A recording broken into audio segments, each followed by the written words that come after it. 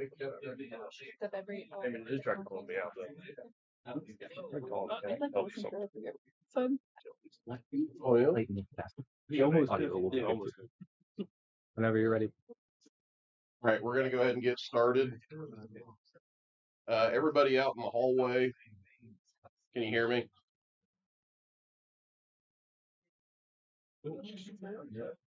I'm loud. They're wanting to get started. So everybody that's out in the hallway, please try to keep it quiet out there because the sound echoes horribly and it drowns us out in here. So everybody out in the hallway, please keep your conversations to a minimum. Okay. So we're going to go ahead and call the meeting to order. This is the December 10th, 2025 meeting of the Board of Zoning Appeals. Can we start with roll call, please? Grant Cade. Here. Sue Ellen Sofer. Here. BJ Hunt. Here. Jamie Hopper. Here. Brent Palmer. Here. I don't need to talk about. Okay. So Corey said that he is going to give us a quick tutorial on our new toys here. Yeah, so just to try to make things easier for you guys, I did buy you iPads this year. So if you look on your homepage there, you'll see by your Safari, which is your internet, in the files right there are going to be all of your ordinances. They are in, there's a comp plan folder, and then there's ordinances. And so they're all in there by name so that you'll be able to see all the ordinances in real time and you can search them as well. And then beside the, when you're on here, if you look there, there's a gray B on your home screen. That is your GIS. And if you click on that, it's automatically set to Miami County. What did I do? Okay. It's set to Miami County, so you can search any property and look at zoning, all the different GIS things that you would need. That's that piece. And then if you go back to your home screen, the drive is where you're going to find all of your documents. Obviously, you're going to want to make sure you're in the BZA folder, and then they're in there by month of the meeting. So you can find literally everything in there. Is that too close to the box or the iPad? No, I'm talking about that. So this is completely different than what I was in here just a little. What are you looking for here? Yeah, you're in the. You need to. I just want to go to the. Okay, taking pictures. I don't even know where you're at. Are you taking pictures? Are you in the drive? It's in the drive. It's just listed. It's an item. It's a list view instead of an icon view. You should go this one. Okay. There's all your folders. We're good now. I'll quit touching buttons. So that one right there, then. Okay, so everybody good? Everything is in your binders until we get more familiar with this and up to date, for those who are not as technology savvy. So feel free to go at it. Okay. So feel free to ask. Yeah. Why is this She's turning it up loud enough that you're out in the hallway. Okay. Is that speaker for now loud enough out there all the way? Oh, It might be on the back of the speaker out there. well, there's not because there's on this one, so I don't really know. So feel free to ask questions along the way, but we'll just go ahead and keep moving here. Has everybody had a chance to review the minutes from November? Make a motion to approve the minutes from November. Okay, we have a motion. We have a second. I second. Okay, all those in favor signify by saying aye. Aye. Opposed, the same. Motion carries. Okay, so before we get started this evening, obviously there's a lot of you really excited about something. I would like to remind everybody this is a public meeting, but it's also an official meeting. Everybody is expected to conduct themselves in a professional manner. No profanity, no yelling, no arguing with your neighbors. If you are asked a question, your question gets answered to the board. We don't need people arguing amongst each other out in the audience. So yeah, everybody will be given plenty of time to talk. I would say with as many people as we have, if you did sign up to speak, try to keep your comments to 2 minutes or less. And then also, you know, let's say that somebody comes up here and says exactly what you were going to say. There is nothing wrong with standing there and saying, hey, I signed up to speak. I agree with everything they just said. Let's move on. Just in the interest of time. So, having said all that, we will go ahead and bring the first variance to the table. Variance 124-25, Lane Blackwell, 6246 North Meridian Road, Peru, seeking a use variance to allow a residential dwelling on less than 10 acres of A1 zoned land in Jefferson Township. Can we get the staff report, please? Lane brought this request into the office on October 14th. He would like to construct a residential dwelling for his son. They intend to place a mobile home on the parcel for his son to occupy while the home is being built and have it removed once the dwelling is complete. They do not have a set timeline for when the project will be complete. Permits for electrical service and a pole building were pulled towards the end of 2024, which is the only structure that currently sits on the property, as far as we know.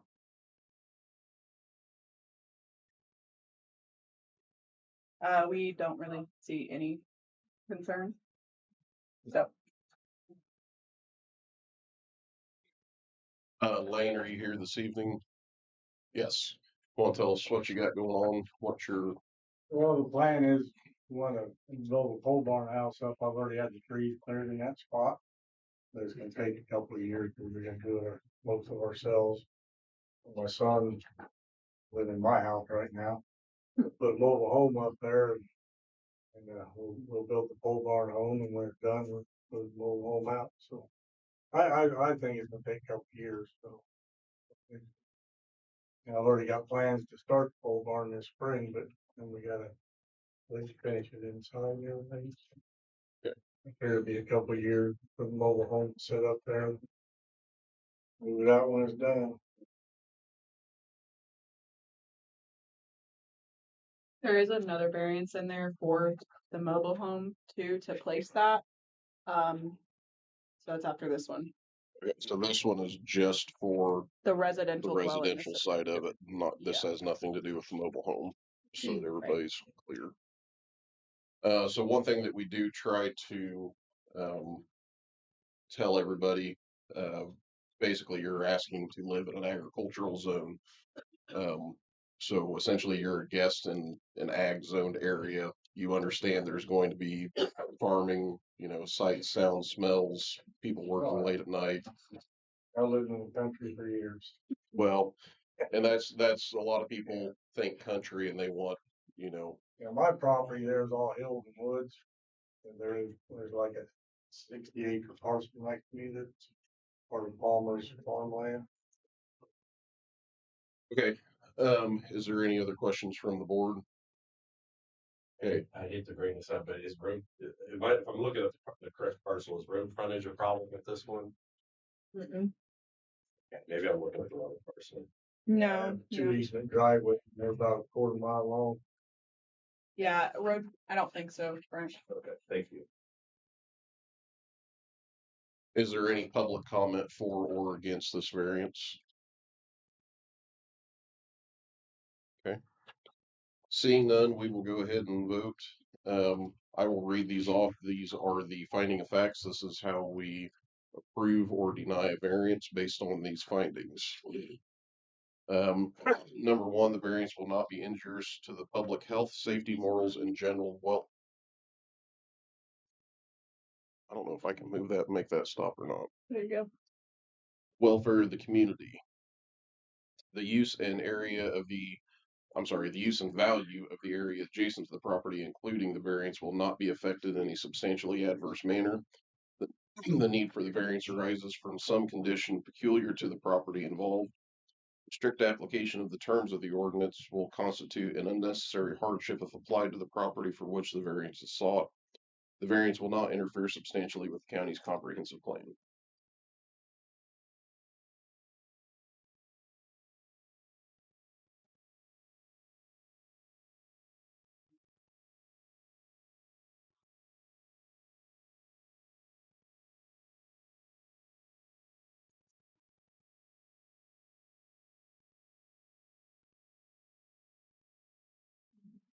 All 5 findings are 5 agree, 0 disagree. So the variance is approved.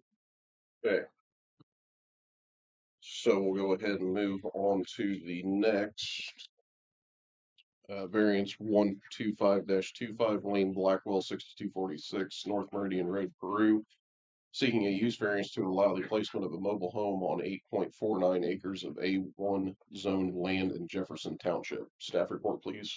So this is along the same lines, but they're gonna live in this mobile home, like he said. Our ordinance only allows them to do that temporarily for 8 months, and then they have to remove it. I know, weird. So he's getting a variance to have that place there while they're constructing it. That's all mobile homes? No, this is if you're constructing, Oh, okay, okay. and he's planning it. He thinks it'll take a couple years. So that's gonna, Do you have any comment on that? I guess, we try to get it done as quick as we can, but, I mean, if it runs past 8 months, you just apply for a re-variance or something, or? No, that's why you're Yeah. applying for the variance today, so you don't have to worry because about it. you're Honestly. assuming it's gonna take longer than 8 Yeah, months, it just takes longer than 8 months. so. We can put a couple year stipulation on it, maybe 3.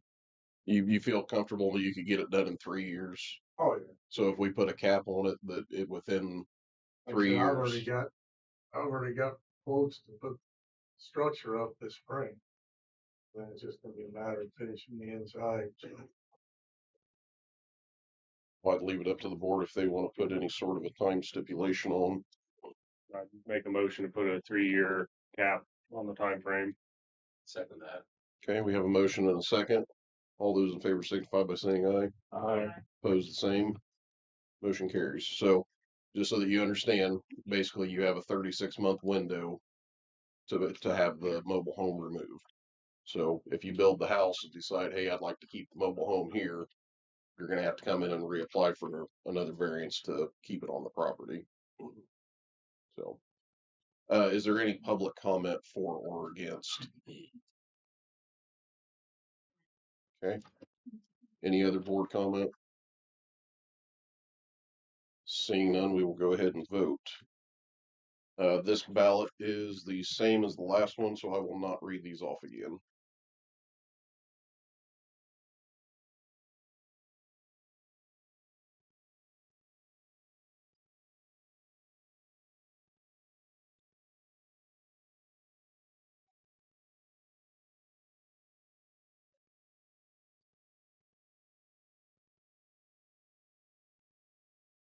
All 5 findings are 5 agreed, 0 disagree, so the variance is approved. Congratulations, get with Corey and they'll get you your permits. We'll process that tomorrow, and you'll get a letter and all the approval paperwork, and it'll be good. Okay, moving on, variance 127-25, Kevin and Jordan Janowski Jimenez, 940 North Betty Lane, Peru, seeking a use variance to allow the possession of fowl on 1.48 acres of R1 zone land in, excuse me, Peru Township. Can we have the staff report, please? That's So this variance came into the office on October 14th, 2025. Applicant Jordan Janowski Jimenez is seeking approval to allow the possession of fowl on less than 10 acres of R1 residential zone land. This variance request originated after violations 566 was brought to our attention. A formal inspection was conducted on September 15th, 2025, during which it was observed that chickens were being housed and allowed to roam freely on the property. As a result, the first violation notice was issued and mailed on September 19th, 2025, outlining the necessary steps to bring the property into compliance before the next inspection. The follow-up inspection took place on October 1st, 2025. At that time, several chickens were still present and roaming freely on the property. Consequently, a second violation notice was issued and mailed on October 2nd, 2025, reiterating the required corrective actions and informing the property owners that a $100 fine had been assessed for failure to comply after the first notice. The second notice further stated that the fine was due by October 30th, 2025, and the second notice also provided a new compliance deadline of October 12th, 2025, by which the property owners were required to either remove all fowl from the property or apply for and obtain an approved variance prior to the final inspection. As of November 13th, The $100 fine remained outstanding and a lien was placed against the property.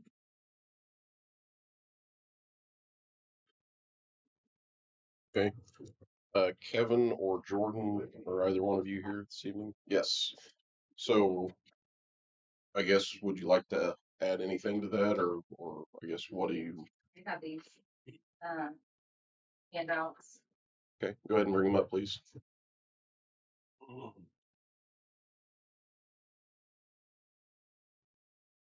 I can just say I don't look it up. Okay. And then I was gonna speak too.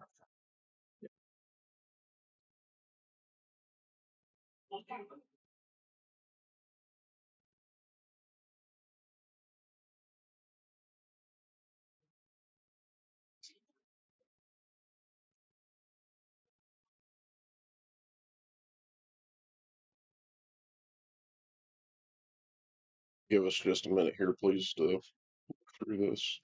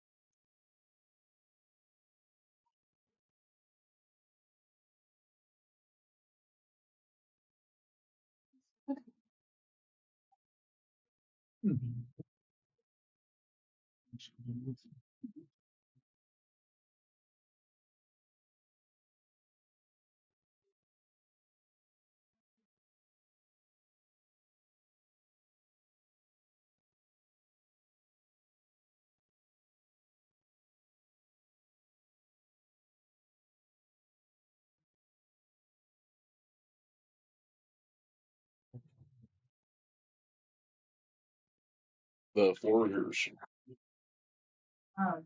I guess I mean, you guys have most of the information that I was gonna mention.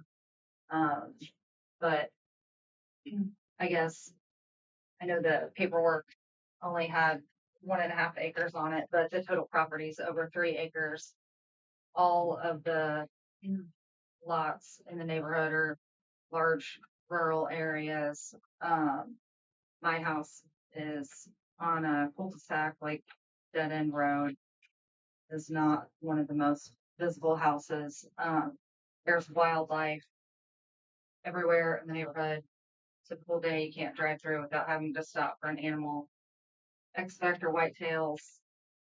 Hunting Ranch Preserve is right behind the neighborhood. Miami County 4-H fairgrounds are right nearby. There's ponds in the neighborhood supporting waterfowl and other wildlife. Swans people have purchased. And in 2025, I feel like we should be moving towards modern practices. My youngest son has Tourette syndrome. These chickens have been a way for him to help cope with some of his things he has going on. And they've acted kind of as like emotional support animals for him and all of us. We have neighbors that come by frequently, often, and we've brought them into classrooms before. I guess there's just a lot of different benefits. And as far as there being a complaint, I feel like some of that was from prior issues, as you can read about on the second page at the bottom. And then there was just a bunch of different pictures and stuff you guys can see. I guess, do you guys have a question? I was gonna say I really appreciate this. I know the board does too. It's well thought out and put together. Thank you. Thanks for this. So the two parcels that you own, are they connecting parcels or are they across the road? Sort of.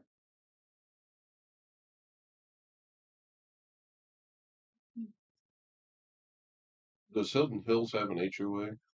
They do not. They don't. They have covenants though that do state that there's no type of foul livestock to be on the property. Yeah, actually, I was gonna address it. So I guess my question on that, does that supersede the county's zoning as far as whether, so if we allow it, if they don't allow it, I don't know. I don't have a more question or. That is a mark. Yeah. No, Sorry. all we can vary is our zoning ordinance. So if their covenants still restrict it, any one of those landowners within that area that the covenants affect can enforce those covenants. So all we can do is say the zoning ordinance allows it. Doesn't mean somebody else won't try to challenge it. That had actually been mentioned, but I brought a copy and I almost printed 10 copies for you guys. And then I was like, well, but the covenants are from 1992. They have not been updated since. I have asked board members about them and they've said that they plan on working on basically on updating them in the future. But as of now, these are from 1992 and nothing is really enforced. Just one example and a little picture I took this morning is that any building other than your home is not to be over 750 square feet in size. And this is my neighbor's new little pole barn, which is clearly more than 750 square feet. So that's one example of literally hundreds that these are not followed or enforced. Basically, there's like a board that kind of picks and chooses what they want to say is in the covenants and what should be. we don't have any control over that. Right. I was just curious if there was already a statute in place. So, is there any questions from the board?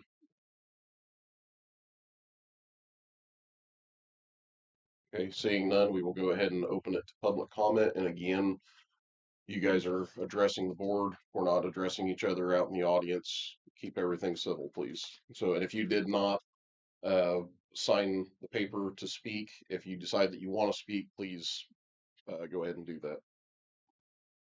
Hi, If- I'm Melissa. I'm yeah. Melissa Hicks. I'm a resident in the community. I also serve on the Hidden Hills Preservation nonprofit, which is responsible for overseeing the neighborhood, the care of the neighborhood, and ensuring that everyone's made aware of the covenants that are in our neighborhood. It is very clearly specified that there is no poultry allowed in our neighborhood, either as pets or as livestock.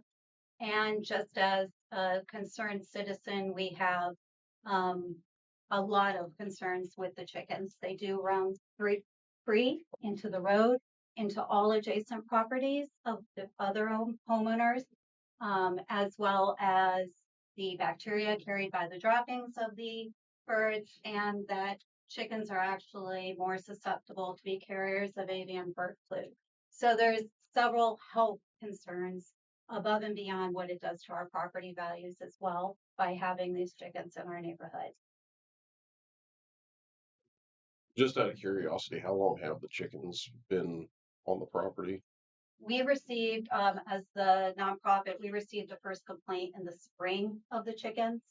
And I believe the number exceeds 40 chickens on the property.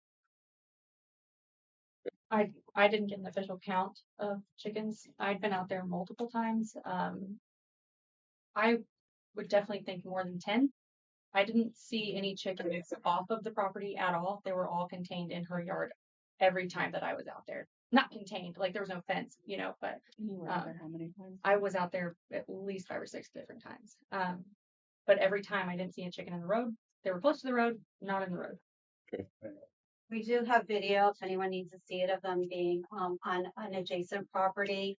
But it's not just a one-time issue. It's something that is occurring every day. Is there anybody else that would like to speak for or against? Yes, sir. I'm David Arnold, I'm a neighbor. Hidden Hills is an R1, is that correct? Yeah. And no livestock.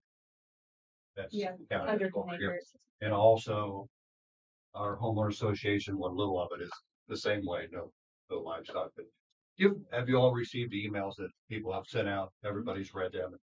They know they're finding things. I just want to make sure that existed out there. So we appreciate it if you said no.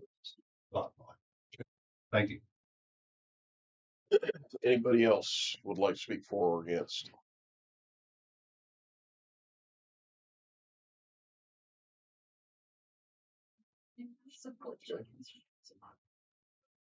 Any board questions? Corey, what's your office's stance on? So looking at it just from our zoning ordinance perspective, does not fall in line with a residential district. Residential districts, if you're gonna for a residential district to allow livestock, it would have to be 10 acres or more in size. And so it's inconsistent with our zoning ordinance at this point. Brooklyn, when you said that you were out there, she had mentioned that there's a building they're enclosed in now. Was that building there when you were visiting as Yep. well? There's pictures of Yeah, there's pictures. But yeah, there's that coop, or it's like a little shed that she's turned into a chicken coop. It's been there every time since my first visit.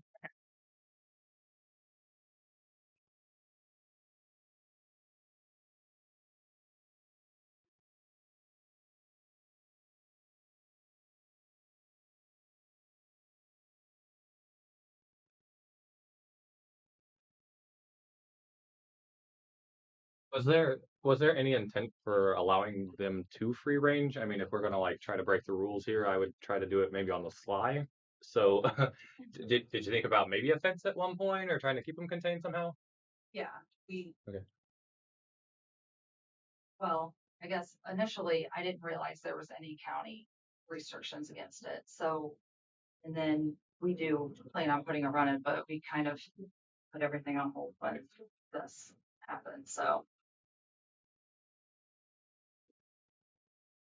Okay, last call. Anybody else in the audience would like to speak for or against? Now's your last chance.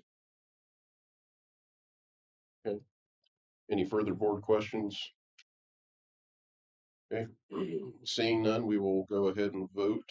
I believe this is the same ballot as the last two, so I will not be reading these off.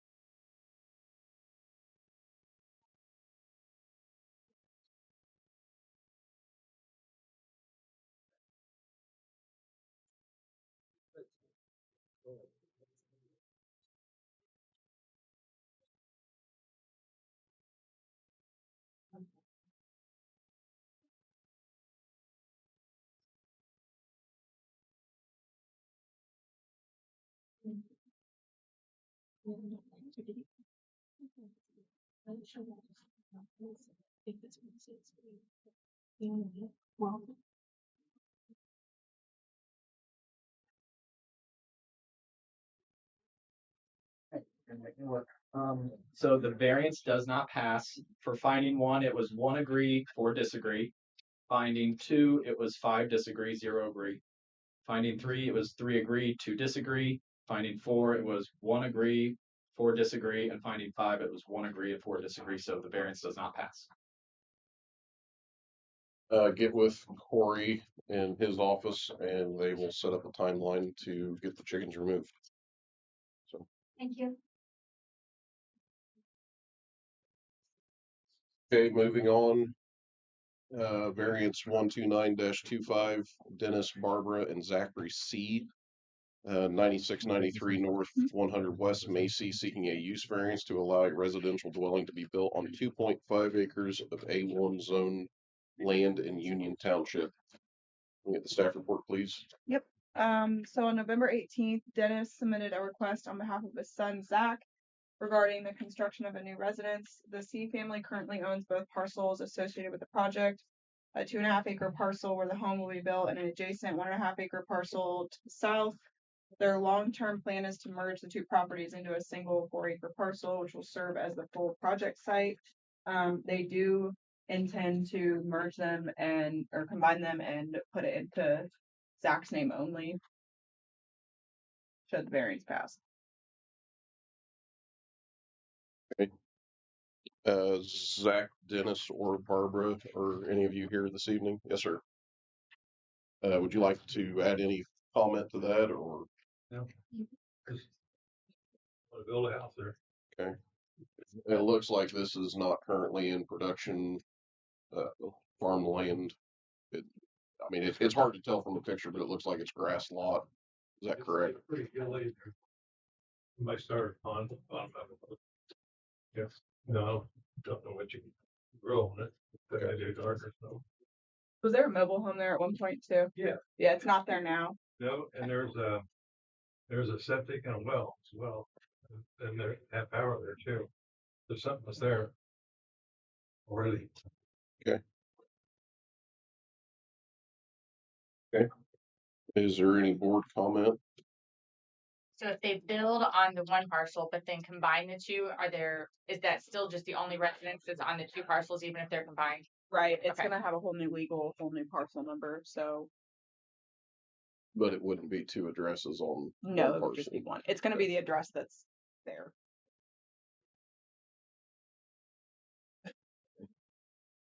Is there any public comment for or against? You guys are quiet. Okay, if there's, well, I guess what's your office's stance on this? It's not consistent with our comprehensive plan, which is trying to protect farm ground. However, at this point, I don't think it rises to the level of prohibiting the variance. I think it would be warranted at this point. Approval should be warranted, I think. Is there any further questions from the board? Seeing none, we will go ahead and vote. And this one again, I believe, is the same, so I will not read this off.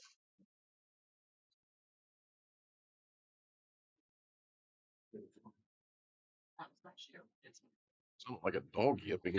Just my shoe, guys. Oh, that's against the order. Yeah. He said it sounded like a dog. Like, So we said, it's the order. nah. You can have 3 dogs. Right. Or it gets bummed. All 5 findings are 5 agree, 0 disagree, so the variance passes. Congratulations. Get with Planning Commission office and they'll get you your permits. We'll finalize everything tomorrow and get all that out to you. Big pardon? We'll finalize everything tomorrow and get you all the approval letters and everything like that. Do I need to stop in tomorrow? Nope. No, I'll mail it to you. Okay. Thank you. I mean, if you want to bring cookies, you can. Yeah. Feel free. My wife is pretty good baker there. Great. Sure. Well, hey, now share with the whole class here. Right. Okay, moving on, variance 130-25, Curtis and Brandy Zar. I hope I said that correctly. Zier. Wouldn't have guessed that one.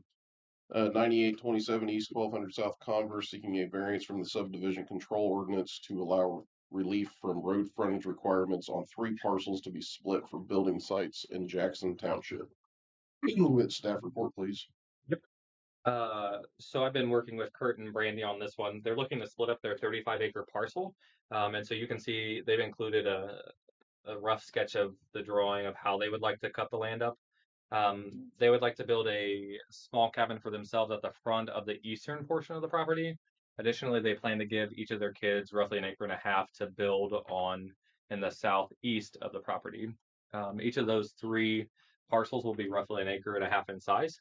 However, those 3 parcels would not have access to road frontage.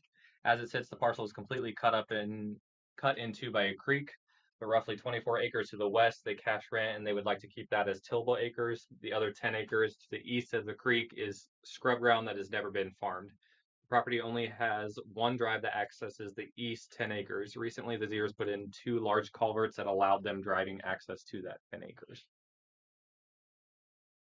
So the location where this is going to be built is on the scrub ground then here in the corner. Yeah, so if you're looking at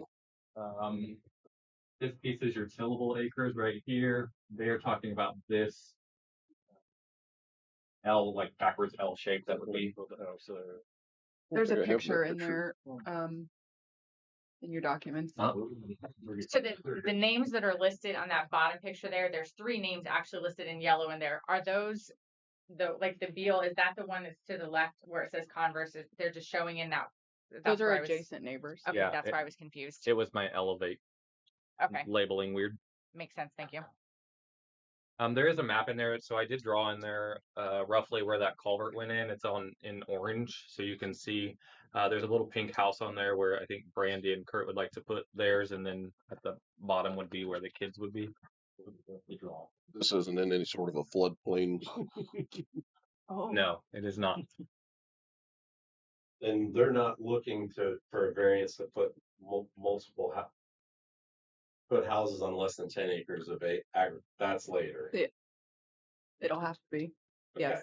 They're just relief from road frontage. I don't think they wanted to put the cart in front of the horse. Okay. He didn't think. Oh.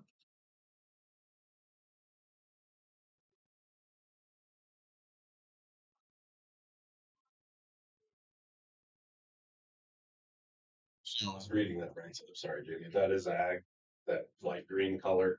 Yeah. Okay. So the parcel split isn't necessarily the issue, it's the road frontage. Is that correct? Yeah. So each splitting parcel- the parcel 3 times, that we're good there. Right. That's your Okay. max in a 10-year period. Okay.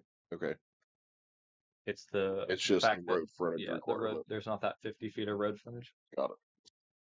So is everybody clear on that? And I believe I know Brandy's here and she'll be able to explain the drive and all that stuff back there. Here's there. Brandy, are you? Yes. Another accurate drawing. Go ahead. No, I'm just, if you got anything to add or. Okay, so where the you don't have to say it. Yeah, you said it. Okay. Can I come up there? Yes. I get on the TV. They have all your drawings, the ones that you turned in to me from Kurt. Good. Okay. Our sons wanted to build out there first, so This section here is where we'd want to build. The driveway we have put in so far is along this woods line here. The culvert is in this area here. So my younger brother, he was going to build down here, me and my wife and my 3 kids here, and then my sister, and then Kurt and Mom eventually up there. Our problem is these houses here, there's a creek that runs through this wooded property all the way along there. So that culvert gave us access back there. We want to keep this tillable rentable. So to be able to access the road, we would just have this one lane from there with separate driveways from each house.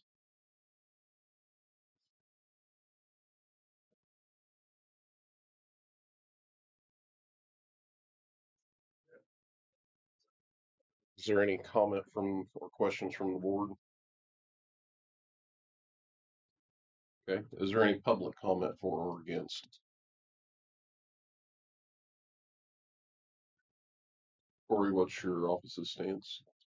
Yeah, I have hacked this one around and beat it to death, trying to find a way around this, and I don't really see a great one. Especially, we did talk about potentially carving it across that to get the road frontage to go across into touch, but it would start to take go across that tillable acres there, potentially taking that out of production. And so I'd rather keep that in production at this point. So I think it's a great reason to approve our variance here. How much were they even shy of the ordinance? You have to have 50 feet of road frontage. Those aren't going to touch them. Yeah, because of that creek. And you can't use your easement as road frontage.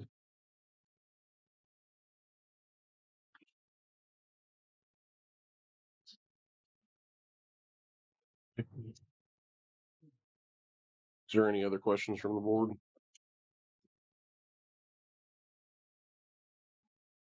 Okay.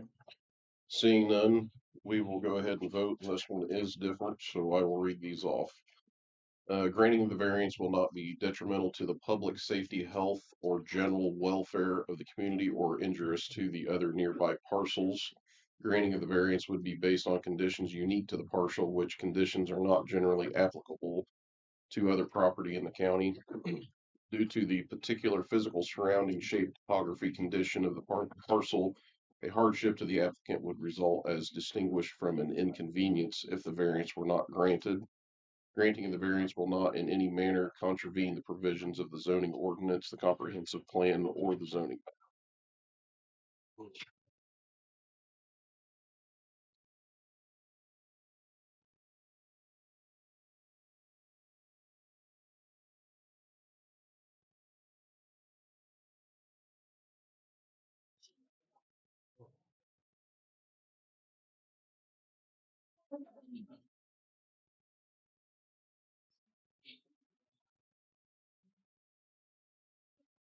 So the variance passes. Findings 1, 2, and 3 are 5 agree, 0 disagree. Finding 4 is 4 agree, 1 disagree. So the variance passes. Congratulations. Thank you. Okay. I'll get you that stuff in the mail tomorrow. Yep. All right, moving on. Variance 131-25 Newman Heritage Farms LLC, 4650 West Old Stone Road, Peru, seeking a use variance to allow a data center to operate on A1 zone parcel in Peru Township. Staff report, please. So this variance was submitted on November 20th. Newman Heritage Farms and Digital Egg Investments LLC would like to allow up to 1.5 acres in the current A1 zoning to be utilized for a data center or / computer system operations. The improvements needed shall consist of a pole building approximately 130 feet by 64 feet with fenced-in metal courtyards on both sides of the structure, each measuring approximately 120 feet in length by 30 feet in width and 12 feet in height.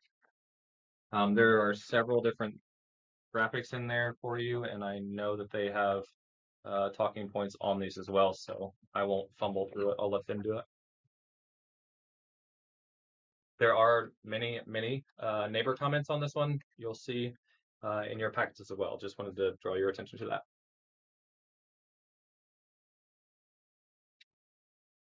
So the actual picture that we've got here, I think that's an actual picture. Yeah. Is this the one that is out of the base? That's correct. That was built, what, roughly 2 years ago? Yep. And It was it was just this year. yeah. Last year. Yeah. Oh, yeah, wow. Fantastic. It was. That was zoned for that though, in Right. that area. Right.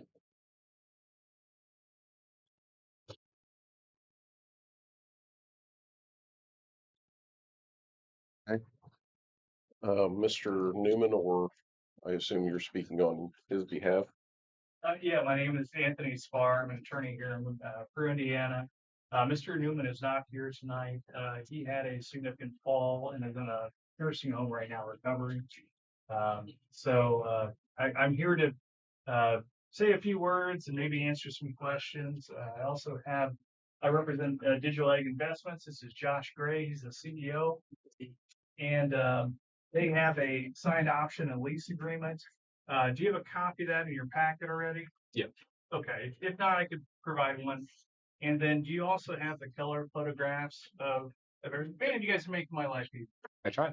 Thank you. Mhm. And so I was just out there talking a little bit to some of the other neighbors, and they were concerned, I think, just because of the large size of the parcel, and they're concerned that there's going to be this massive data center like Amazon or Oracle or something like that, and so really this is just going to be something that they're trying to do is maybe 1 acre, 1.5. It's basically a steel pole barn, and they're going to have computer units on each side, so you can have kind of air blow through and cool them, and it's going to have at least they would like to have a 12-foot security fence there, and that will keep everything secured. There's no septic, there's no running water. You're not going to have anybody that's actually going to be working in the premises. They're just going to be set up running the computers, and then occasionally you might need a warm body to go and swap out a part or something like that. And so it doesn't seem to me like it's going to be a super complex submission is what they're trying for. But Josh, Yeah, you thank, got anything thank to you. say? I'm Josh Graham from Pennsylvania, but we've been operating these centers since 2018 in Indiana and Fulton in Peru. Basically, Fulton, I guess in Miami County, sorry. But basically, we don't use any water, so a lot of people get concerned. We're all air cooled. But basically, what our business model is, we find substations that are underutilized, and then the community can benefit, and we can benefit too. Because that substation might have an $18 million investment and no one's getting any benefit of it. But if we come in and we utilize it, we can hold the power bills down. A lot of people think we bring them up, but we have the ability to bring them down. So to me, it's just wasted infrastructure. It sits there that no one's benefiting from. You guys are paying higher electric bills. So what we do is we can pay $1 million to haul it out to the commercial zone, but then it's not feasible because it's not worth it for us, or you can't make it work. But if we park it right there next to the substation, we can keep our costs down, take all that power, and help the community keep their power bills down as we maximize the value of that substation. So we like to think ourselves as accretive to the community. Most people think data centers are negative, but I will tell you in Fulton County, you can talk to the CEO, we've held their power bills down for several years since we started. So the reality is I look at that substation, I go and find them in rural America, and I'm thinking like, that's a wasted $18 million that they're all paying for, that if we could take some megawatts off of that substation and monetize it, we will lower the bills for people and everyone can win-win. But the minute we have to take that power from that agricultural land and put a line in and take it millions of dollars away, then it's not accretive and it's not a win-win scenario. So that's kind of our business model. And we're doing that a little bit in Illinois, Pennsylvania, and Indiana has been a really great place to work. We have 9 employees and just really hardworking people. Jason Huckins is my partner here. He's from Indiana, and I came into this business from a hunting buddy. I'm a big hunter, and basically he introduced me to him. He had like 100,000 GPU miners. Before we knew we had a real business, and we've been mining since 2018, and it's just been growing. And if we add this, even though we don't have employees day to day in there, we will probably hire 2 Peru people there's a lot of stuff you got to do on dashboards and things of that nature from the computer to keep the firmware, the software all running. We have 2 Peru employees right now that work for us. And like I said, altogether there's 9 employees. And, you know, if we build this, it'll probably add another 2 employees that have to manage the firmware and all that kind of stuff. And we're very mindful of pollution, noise pollution or light pollution. That's why you'll see there's a 12-foot steel, barrier courtyard. And that's really for security, but it's also to keep the sound down and to make sure no lights from the machines can be seen outside of the building. So that's pretty much it. And that's kind of what our business model. And if I could say something more as well, with the improvements made to the property, of course, that'll increase the tax basis, which will generate more revenue for the county, which is always a plus. And I think maybe just to kind of latch on to what Josh had said about if you've got underutilized infrastructure, electrical infrastructure, you've already had that large capital expenditure to put that in place, to have all that extra ceiling, all that extra capacity. And if it's not being used, all that is just actually increasing the existing residents' payments, because they had that minimum payment that they have to pay for to pay the bonds or to pay the debt service on that. And so if they're able to build their data center, this little crypto mining outfit here, what that does is that will create, you've got another payer who's going to be paying Miami Cass REMC, and so they're going to have more revenue that they otherwise wouldn't be receiving. And so it's not a situation here where the crypto mining business is going to push over that ceiling or threshold of Miami Cass REMC. And so because of that, you're using that infrastructure to its higher capacity, to its better use, and it's generating more money for Miami Cass REMC. Is it okay to bring Rob up because he's the CEO of RMC? But one thing's for sure, we never want the full substation in case there's growth in the community. So there's always like plenty of headroom left in case there's growth, and he would never give it to us. But we, as a company, would never want to come to the community and say, give us all of the substation capacity, because then if there's growth, you don't have the ability to grow. So we always make sure there's ample capacity to grow in that substation as the community goes. And the thing about us versus AI centers, we can curtail and give it back. So we're very friendly. So if there's a cold weather or whatever, we shut down, curtail, and give the power back to the grid. That's not, AI's got to run 24/7 every day long. They got backup generators, they need water. That's not us. We're very, like in Texas with all our issues, we can give it back. And we do. We curtail probably this month, for example, we curtailed, you know how cold it was. We gave power back, I think 5 out of 7 days so far. Of the first 7 days, we gave power back 5 days. We shut down from 4:30 to 9:30 at night. So we're not one of those guys that are just going to take the grid down to hurt the community. We're good stewards of, making sure the grid is healthy. And I think also when Josh was saying that they're going to give it back, not only by not using during high peak times, but their intention here is that in the event that they decide that they're not going to operate that anymore, they would just release them back to the property owner, Mr. Newman. And so pretty excited to have that building. It's got a concrete floor. Yeah, it'd be great for agricultural use, and of course it's Ag 1 zoned as such. And again, some of the other individuals that were out here, their main concern was that full acreage was going to be turned into a data center. No, it's. How long is that lease going to be? Oh, I didn't. It's got multiple renewals. I think was it like 25 years, I think. Okay. And then I think it's an option. It's an option. 5-year lease. Am I wrong here? With renewal. Initially. It's a 5 or 10-year lease with renewal option. Sorry about that.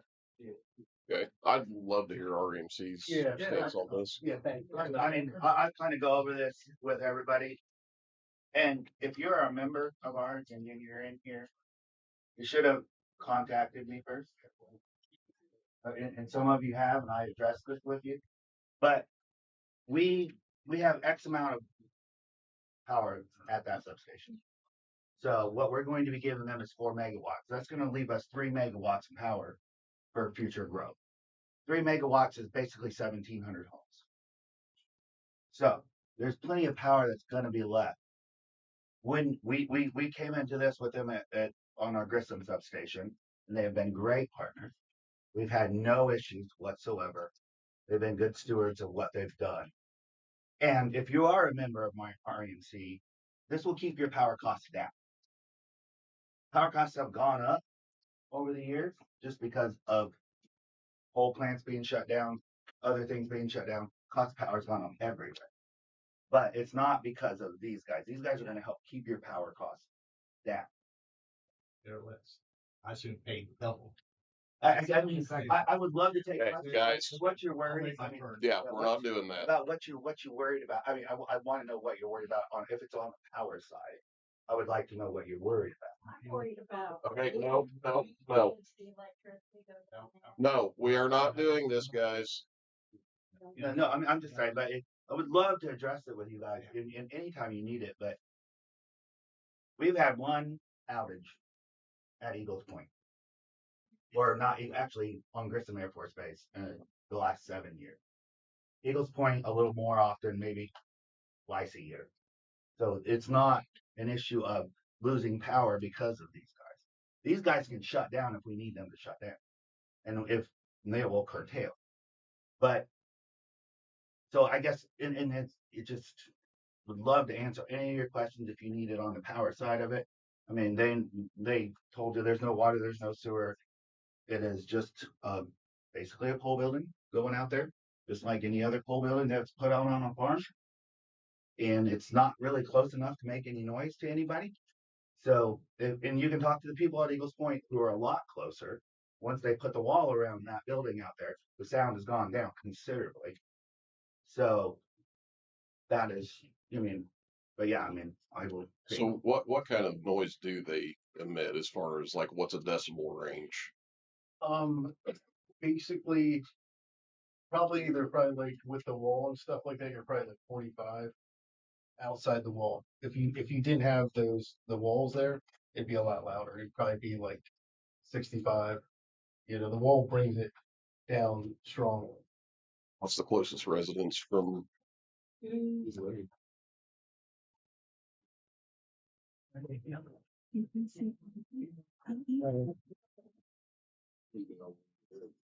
are several within a mile radius. I'm right next door. I'm on the other side of that fence.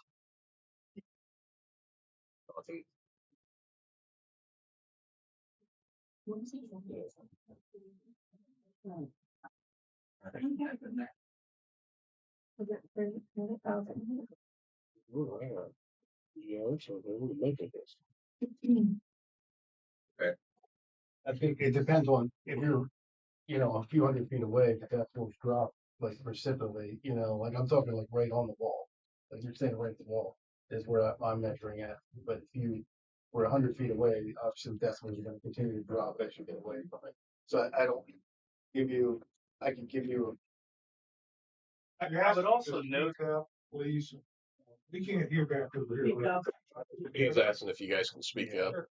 I would also just kind of note that the openings, if I recall correctly, are going to be on the east and west side because it goes with the prevailing winds, if I recall correctly. Does that sound about right, Josh? So if someone is on the south side, right across the street, that noise is going to go out the sides and not cross the street right at his house. That was just the point I want. Hang on. We've got some people back here that can't hear Mr. Sparrow's very soft spoken. So he either needs to turn. Yeah, I'm sorry about that. I'll try and speak up. Please speak up. Microphone. Okay. Test. Yeah. There you go. All right. Yeah. Okay, before we open it to public comment, I want to remind everybody, keep yourselves under control, act professionally. Okay, you are addressing the board. We're not going to have a back and forth with these three gentlemen up here. You answer the board. If they would like to respond, they will answer to the board.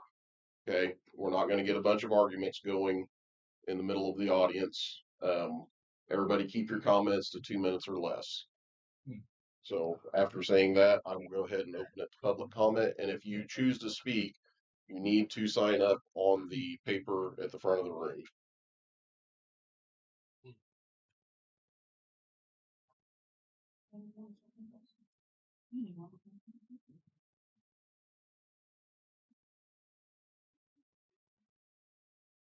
Names on that paper. We got to get through them sometime, guys.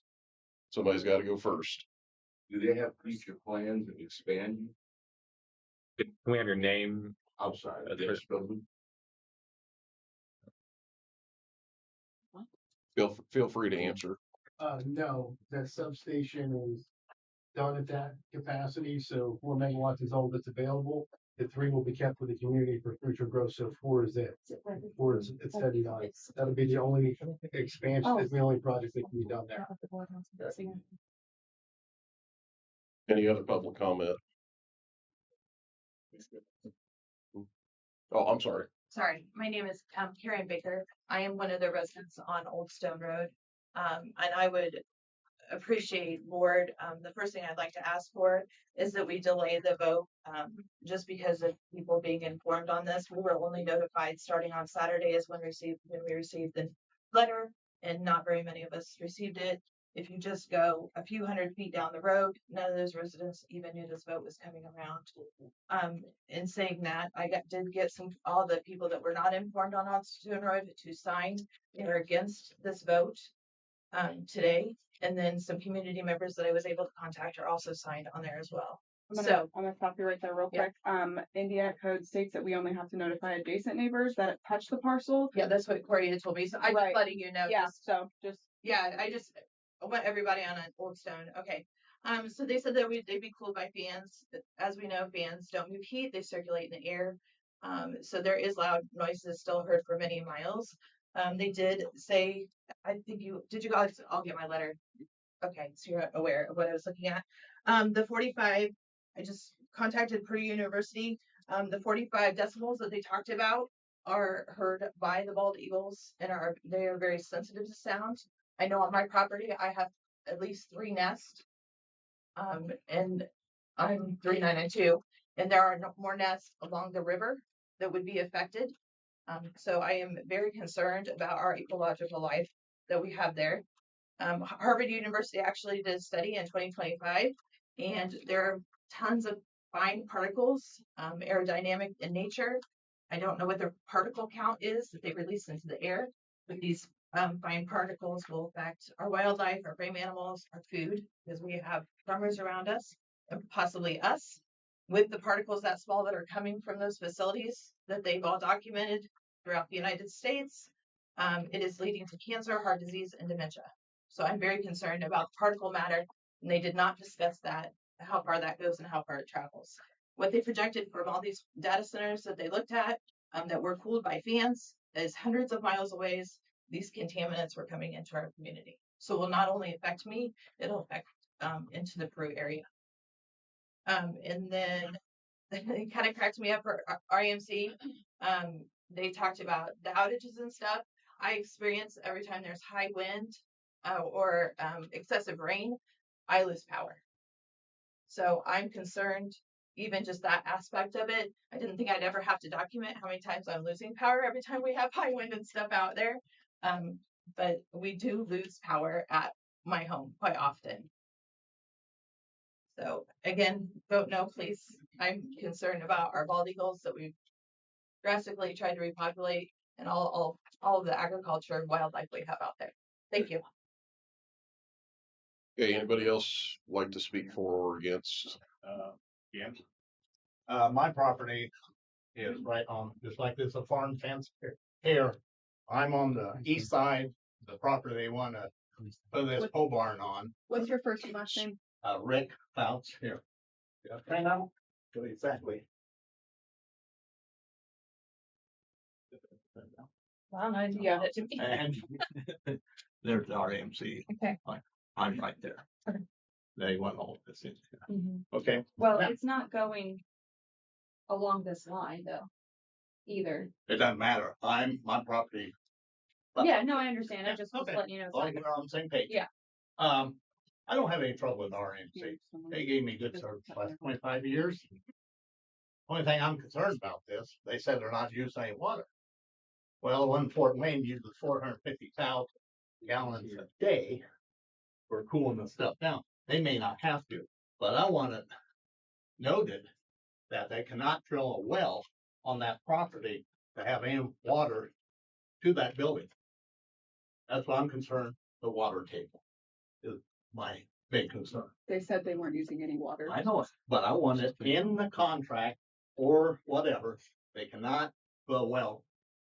run water to that building. So if they're using fans to cool the units off, so be it. That's fine. I do not want them to use water. If they said they're not using any water, They want water, bottles of water is fine. Drink when you want to drink, you know, bucket of water, whatever. Now, that's my concern. Okay. Any other public comment for or against? Yes, sir. Evening, everyone. My name is Austin Mivas. I live here in town. Much like this man here, my big concern is ecological. We have a drastic decrease in our local lightning bug populations. I'm worried that any security lights at night will further harm those populations. I miss the lightning bugs. I got to see the lightning bugs as a kid. It'd be nice for our future kids to be able to see lightning bugs as well. That's all I got. These are good things. Yeah.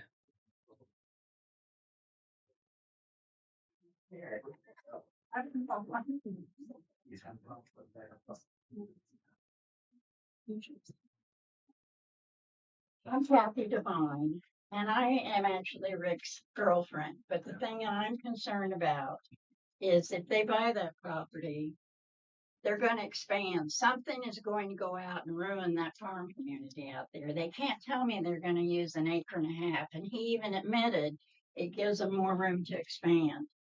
So these farmers that have had houses for years and families, this is really disrupting the atmosphere, the birds, the economics, everything. But that's all I got to say. I don't recall them saying, I believe they said that they were already at the max power for that facility that they could, so there wouldn't be any expansion. Is that correct? I don't think that's a guarantee. Okay. It's a guarantee from RMC. We don't have the power to give it to them. So Are you buying the property? Okay, no. they are buying power, but we are the one. They have to get power from us. Well, I understand that. Okay, guys, we're not doing this. Okay, I'm sorry. But I'm just saying that, I mean, they can say that, but who knows what the future will bring. And most industries that build or take over a farmland or something like that always grows. And why not pick another place outside of Peru where it's not appealing? I mean, they're affecting a lot of people here and that are upset. And I think if you lived out there, and had your home and lived for years and years, I think you'd be a little upset too. So you got to understand why. And I apologize for getting, but I'm very passionate about this. So I had to say my piece. Okay, thank you. First of all, I want to thank you all for letting us speak tonight and voice our opinions. But as far as REMC, we should have contacted them. I've been a member with them for almost 50 years, and I feel like they should have maybe contacted all these fine people who I'm sure are REMC members. And we've been very faithful to them. Hey, Diane. The other thing that's Diane. bothering me before I get into Diane. what I have to say. Do you want to say your name first, just for the record? Diane Skillen. Thanks. I live on Old Stone Road. I've been called a negative person, and if anybody knows me, I'm probably one of the most positive people in Miami County. I believe in this county. I've been told that I just don't like Miami County. I do more for this county and for the people of this county than a lot of people. I believe in our youth, and I believe in this county, so I'm not coming in here on a grudge. So with that said, they've answered some of the questions. They said it did not run all the time, but what is that usage? How much are they using? Is the water that they do use, will that be dumped back into the river somehow? Our river is so stressed right now. If anybody has been on the river, when we moved here 45 years ago, it was an actual river. You really couldn't walk across it. Now, maybe in May when it rains heavy, it's up, and maybe in September. Any other time you can walk across that river. So consequently, we have lost a lot of environmental things out there. The clams are gone. We're losing all kinds of fish. I'm worried about that contamination. I love my farmers. Are we going to contaminate soil out there? And if it's only an acre and a half or what, why do we have to rezone that whole section? Because that to me opens the door, as I understand it, once something's rezoned, you can't go back to agriculture, is that So- correct? Hang on just a second. I would like to address that because that is a major misconception. This is not a rezone. This land will stay zoned agriculture.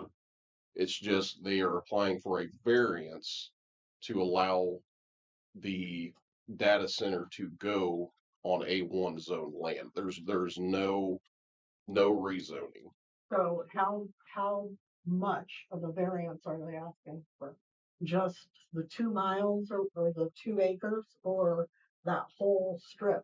It's just attached to the parcel that the building will be on. The board can set restrictions of how far they can. That's my But question. the variance goes with the land. Yeah. What That's thing my is- question. Um, Think of a I variance think as, some of my questions, go ahead. well, I was just gonna say, a quick civics lesson. So a variance, I like to think of that as like permission to break the rules legally. It's just an exception. It's not a rule change. So we're not changing the land zoning. It's just an exception to operate there. Okay. Does that make sense to all of you? Kind of.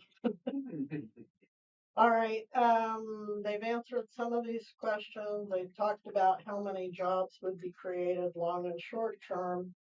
I had a woman in the hall that wanted me to talk about a woman in her family lives close to this, and she knew of a woman in Cincinnati that because of that noise, they had to sleep in the basement. So I'm still concerned about the noise.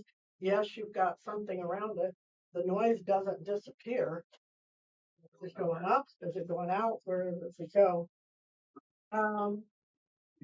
And also the well out there, people that have lived there, I'm down far enough, it's not gonna affect me. But being a good neighbor, is this what's right for that area? And then REMC said our electric bills won't go up. Some people are worried that it will. So I think, Mr. Spar, if you want to do a contract, I think maybe you should get with all these fine people, and all their worries and concerns should also be stated in that contract, that things will not be done differently than what is being said. Right. Thank you, board. That's all I have to say. Any questions for me? Thank you. Thank you. So I guess I do have one question. Is there going to be any water run into the building, or is there going to be any drainage away from the building? Negative. My understanding is there will be a porta potty that will be brought in for any time that there are employees that have to come in, switch out hardware.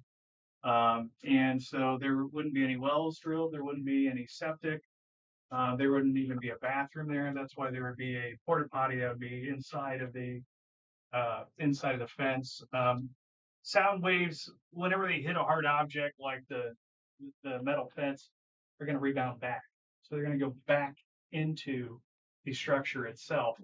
If you also look at there are awnings as well that help direct any of that sound, and airflow is going to hit the awnings, angle down, hit the fences, and then rebound back into the building itself. My understanding is there are filters also on each side. And I can't remember what the MERV setting is, Josh. I know you told me that before, but they have, because these computers that are running hashes, what they have to do is you can't have particulate matter getting in there and gumming them up. And so there are filters on the inside coming in, and also my understanding is filters on the outgoing as well. So, your MERV settings, are the same designations on your air filters that are in your homes. And so if you live near there, that's not going to be, so much production or output that it's really going to affect you. I know with my home, I've got a daughter that is 10 years old and she's asthmatic. And so I've got a special air filter that checks my air quality in my house. And I noticed that the air filters I put in my air handler for my AC unit and furnace, it comes up as 0 parts for out of 10 million. And so my home filters all that. And so my daughter that has asthma, wouldn't be affected by this because you've got your own filtration center. So in your house. Something I wanted to kind of point out here is that, and maybe Josh has run a couple of these, and so I don't know if you guys have bird hits like they have in airplanes. So I think there's a question about eagles or whether they fly Well, in what or I was not. gonna say is I think you answered it properly. We don't use any water. We can commit to no well. I mean, we can commit to no well, no problem at all. The 45 decibels on Can you eagles. speak into the Oh, yeah, microphone? yeah, sorry. We can I'll move it for you. Sorry, guys. I'm just saying, definitely no water usage, and we can commit to the no well without a problem. We definitely use MERV 7 filters with our installations. So MERV 7 filters are part of what we do. And then secondly, as far as the eagles and the decibels, if you're not, the eagle nest would have to be right there to be at 45. Once you start getting 100 feet away or whatever, the decibels aren't going to be at that range. So, like, if there happens to be an eagle's nest right there, yeah, potentially, but we've never had any wildlife issues in all the years we've operated. But so 45 decibels, I don't think if the eagle's nest is a few hundred feet away, I don't think they're going to be at 45 decibels at that point in time. And because it drops precipitously. And as far as that goes, the lightning bugs one, I don't know. We're gonna have to have security lights, I mean, but that's all but I think I answered the other concerns of how it would fall out, and I'll keep answering if anyone else. So if you guys have any questions for me. So I guess I'm kind of curious. I've never really been overly close to a substation. How many decibels does the substation put out, or are they? I was just got off, or I had a text from my engineering company. We have fans that run on our subs right now. Our regulators and our transformer, they run around 35 decibels. They're going to be more in the summer and less in the winter because they don't run as much in the winter. But in the summer, we're blowing those fans constant. Give you an to cool idea, that stuff. a normal conversation at 3 to 5 feet away is about 60 decibels. So that's not we're lower than that. Yeah, I can put my decibel reader on right now because in my business I got to do it. Well, I can tell you what we're doing right now. Yeah. I mean, I can throw it up on the phone right now and tell you we're probably in the 45, 50 right now. And the sheer capacity of the transformer generating electricity creates noise. If anybody's ever been around a substation, it creates noise. I'm not sure what that is, but we know what our fans do because of the flow that they have to do. So that's where we're at. Okay. Is there any other public comment for or against? I have one question. Hang on. If I can make one more Just response. one. I wanted to ask him, because he talked about your asthmatic child. Yeah. Did you get that before all that, you're around that station? Is that what you were talking about? No, I'm just saying that. So we have to get that for our children. 60. No. Would you like me to talk to you outside about that? 60. Yeah. Yeah, I can. The only thing the point I wanted to make as to the river width and height, my recollection is that's controlled by the Army Corps of Engineers, Mississinawa Reservoir. And so they do controlled releases. And like, for instance, Miami County Bar Association, the attorneys and the judges, we like to go and do a float down the Wabash River. And unfortunately, it's the first week of August. It's super dry. And we kind of have to push our little canoes over the dry spots. But it's been that way for years. And a lot of that is just due to the controlled releases of the Army Corps of Engineers, because a lot of that upstream is what they end up controlling. So, okay. I just want to respond to that. Okay. Yes, that is true, but Mr. Spark, I'm listening. That has been out there since we've been there, the dam.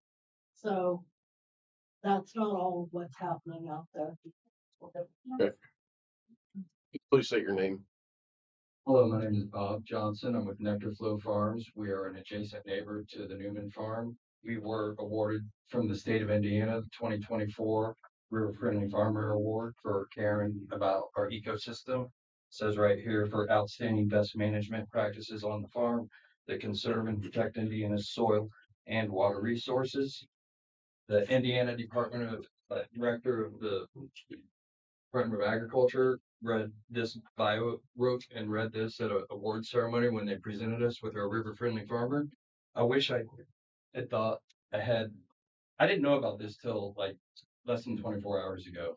And I wish I would have thought I had to make copies of this for all of you, like the other person did. But it says located in the Cass County, we're direct neighbors in Cass County, Upper Wabash watershed. Nectar Flow Farms uses seasonal high tunnels, produces specialty crops, fruits, vegetables, and herbs, including 500 pawpaw trees.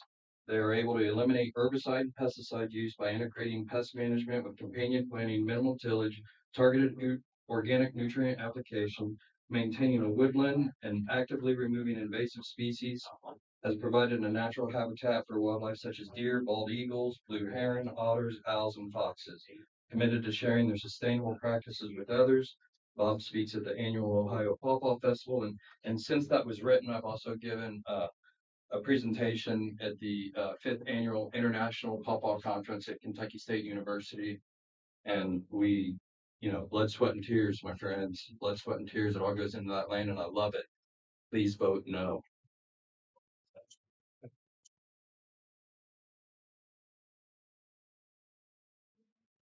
Good evening, ladies and gentlemen.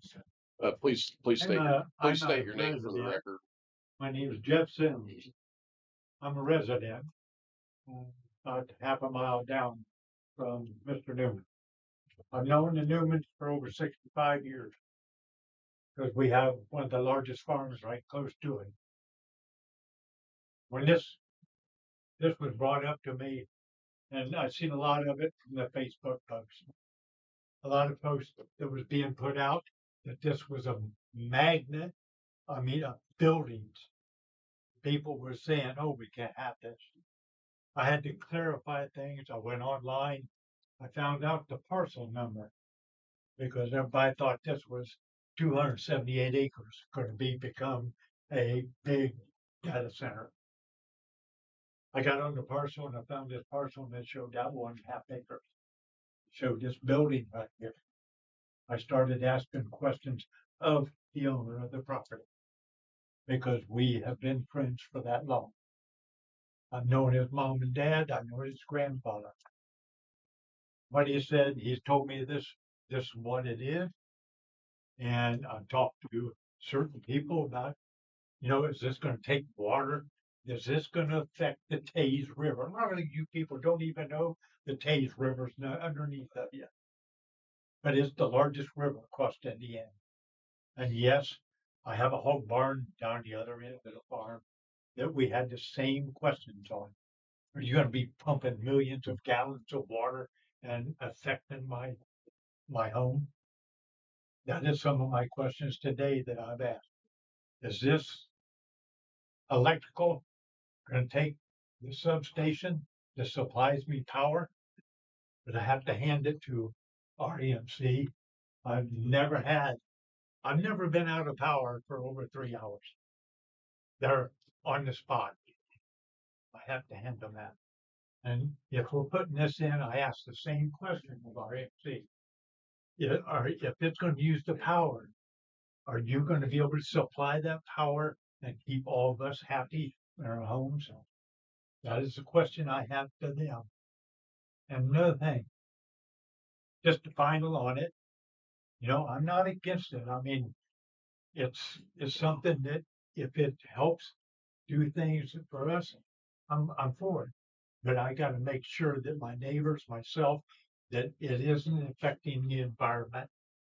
That is our concern. And just, I've always put it this way. If REMC doesn't do their job, you have a right to go out there on election time and vote the man out. Simple as that. If they don't do the job. That's all I had to say. So I guess just to clarify, are you for or against? Huh? Are you for or against the? For. Okay. My name is Joan Johnson, and I'm Bob's wife. And we've been out there for we're direct neighbors, and we've been out there for 14 years. And it was just a dry, crusty 27 acres. We now have 40 acres. We love our neighbors. They're awesome. John and his dad are awesome. But we really want you to vote no because I want you guys to see how we've transformed the land. We are honored and Bob has made Peru proud. Because people all over the world now know about our farm. And we would like to keep it that way. We really like it like that. What pollution? Is there anybody else? Yes. I'm Tim Simpkins, here in Peru. I came here thinking that it might be something totally different. And actually, I was, I had a totally different conception of what this was going to be. I was never against it in principle, but as far as what I was bringing up earlier, the decibel, 45 decibels. So he was showing his phone around here, reading the decibels. This is between 60 and 90 decibels in here. And a normal conversation for two people having a talk, you know, if you're 3 to 5 feet away from them is about 45 decibels, or about 60 decibels. At 45 decibels, so sound follows the inverse square rule, like radio waves and a lot of other things do. As you get farther away, it gets precipitously more difficult to hear it. And so around, I was, just doing some rough calculations in my head, and I'm just making some guesstimates because I don't have any measurements or anything like that to know exactly what's going on. But I would say you're probably looking around 200 yards would be the maximum that you'd be really able to pick it out over ambient sound. Ambient sound in the country is about 25 decibels. 20 decibel difference is not that much when you consider it. So as far as the sound goes, I think that's not a big deal. The light, I mean, computers themselves don't make a lot of light unless they got lights blaring in the place. I don't know nobody's really, even one person really concerned a lot about that. But really, this looks like just a regular pole barn like you'd have on any other property. It doesn't really mess with the aesthetics, I would imagine. I haven't been out there, but this isn't a huge type of a thing like I was imagining. And I was actually hoping for, truthfully, if we got a nice big data center in this town, it'd bring so many different jobs in here. This is one company doing it. It's not so much going to bring in jobs, but I think that a lot of this is just people are fearful of a little change, and it's not. I don't think it's near as big of a deal as long as the power is taken care of. The sound's not really an issue. I don't know about the light. We have ordinances against light when it comes to set commercial restrictions if that's something that the board wants to do. But as far as it goes, I think you should vote for it. I think it's a good idea. I figured that somebody had to come up here and be on the other side. So, thank you. Thank you. Okay. Is there anybody else? I just wanted to make one quick statement. My name's Rebecca Bratton, business owner here in town. I just don't think we should risk our land, our wildlife, and our neighbors just to make a couple rich guys more rich. That's all. Okay. Bill, I'd like to just say, I think there's more that we need to know. We don't know fully. All we know is what the gentlemen are telling us as far as the noise and the pollution. Yes, they're saying pollution goes that way and then comes back in. Eventually goes up. Their fans, I believe, blow up. Those particulates are going to go up. We don't know at what level or what kind of damage it can do to crops. Keep Miami County for crops and agriculture. We don't know exactly what the sound's going to do. I know the low hum of a train mile plus away. I still hear that. I live, half a mile from this place? I'm going to hear that low hum day in and day out. Another gentleman over there said there's a data center, rather large one in Texas. All the property values around went down because of the effects that people just didn't know when it was built. I believe the first gal that was up here said, let's wait to vote and look into some more details. I would recommend we at least do a little more research before voting either way. Thank you. Okay, is there anybody else that would like to speak for or against? Yes, sir. I just had one question. Can you state your name? Jacob Klingeman. The substation you're pulling off of, what all areas does that feed? Is it the same one at the base? No, it's separate. It's separate. It's totally, we can backfeed every sub, so. I guess my question was, why there, if there's empty buildings at the base, can you feed that there? We don't have enough power left at the host now. So we try to keep at least 3 megawatts at every substation for growth. We have excess capacity at that substation. That's why it's going there. There's some here that could not put it on, where we're like loaded too high. But with the study and going with Josh, that was one substation that we could utilize. Okay. Well, because you said you could backfeed it, I didn't know if you could backfeed those stubs to utilize those buildings. We don't have. We would have to in the distance. Electricity loses. I understand that. Yeah. Over distance, but no, it doesn't run into the Grissom area. We can help feed parts of that Grissom substation from there, but we can't feed the whole thing. That makes sense. Yes. The only thing I wanted to address was the light pollution. Won't be able to see any lights from any equipment. The only thing those lights are floodlights around the building in case someone is trying to burglarize the place or something. But there'll be no lights that you can see from any equipment. So there'll be nothing that leaves the building, just the floodlights around to help the security cameras pick up on anything. So they turn on and off like I don't they're know. motion active. Are they on full time? They're just LEDs. Right? I mean, Do they kick when it turns dark? Yeah, like kicks when on. it turns dark, they're on. When it's light, they go off. Yeah. And it's gonna set right next to our substation, which is lit up to So it's for emergencies and for. Okay. All right, let's keep moving. Yes. Have a question. I want to be clear about what they're using this for. Was it Bitcoin they said in the beginning? Is that what this is for? It's just cryptocurrency. What are Yeah, you? What are you doing? At the... It's 95% Bitcoin mining right now, but I mean, there's some altcoins in there too, but it is mostly Bitcoin mining. Yeah, the computer equipment that's operating is hashing and helping run the Bitcoin network. And right now it's 95% Bitcoin.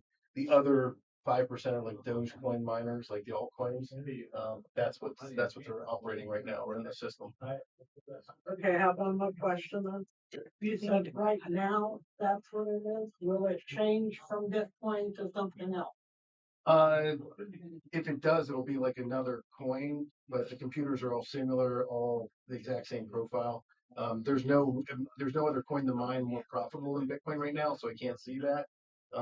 There's nothing in the near future that I can even see because Bitcoin miners are kind of the most profitable. So that's probably where our investors would want to stay.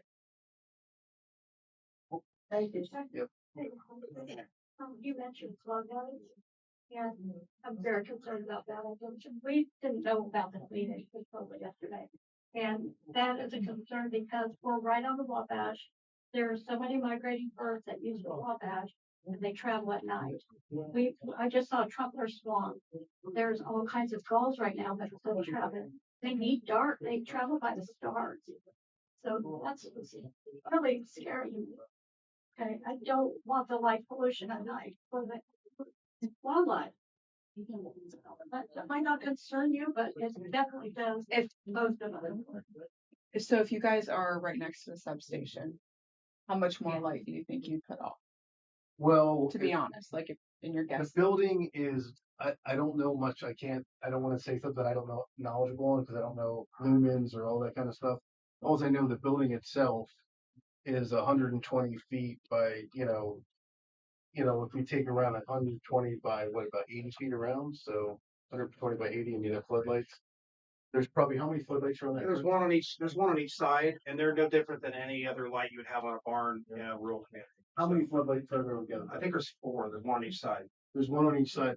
Each end. There's one on each side. So there's 4 floodlights. It's all aimed Yes. down, right? Yeah. Yes. Down. Yes, please. Sign in or just state my name. You can, if you want to, you can state your name and you can sign in after we're done, but please sign before you leave. Jill Sharp. I was not going to speak here tonight, but I keep hearing like there's a lot of confusion about crypto, Bitcoins. What is that? And most people in this room do not even understand how you generate a coin, what it takes to mine a coin. It takes all of these computer servers and data out there to solve mathematical equations, algorithms, in order to generate a coin. And that's if they can even generate a coin. To my understanding, Bitcoin is mentioned as the primary form of this cryptocurrency. Bitcoin halves every so many years. There's going to be a limited number of coins that can ever be generated. So, with that being said, I just would like for people to, before you vote on something, to really, if you don't truly understand it, just please keep that in mind. Because these servers do take lots of power to generate and mine this stuff. There's also a reason why China has kicked out crypto mining facilities out of China. That's all I have to say. Yes, Elaine. My name's Elaine Anderson. I've been sitting here quietly listening to everything. It's most unusual for me, as you know. Normally I have something I want to say, and I do have something to say right now. I'm sitting here listening to these gentlemen saying, no, we're not going to do this. No, we're not going to do that. And my question is, where is this written? Where is this in the contract that we have with them, with the county? And second of all, who is going to be monitoring this progress out there? Whose responsibility in our county are we going to be watching what's going on? They say, no, we're not going to use any water. That's today. What about 6 weeks from now or 6 years from now, whatever? Who's going to say anything? Who's going to be responsible? Is Corey going to go out there and be checking on this? Is that his job? If not, whose job is it? Well, I think that falls on the public to. Yeah, it'd be code enforcement, right? They turn in unsafe buildings, they turn in code violations. How's it any different? Do you know about this project, Jamie?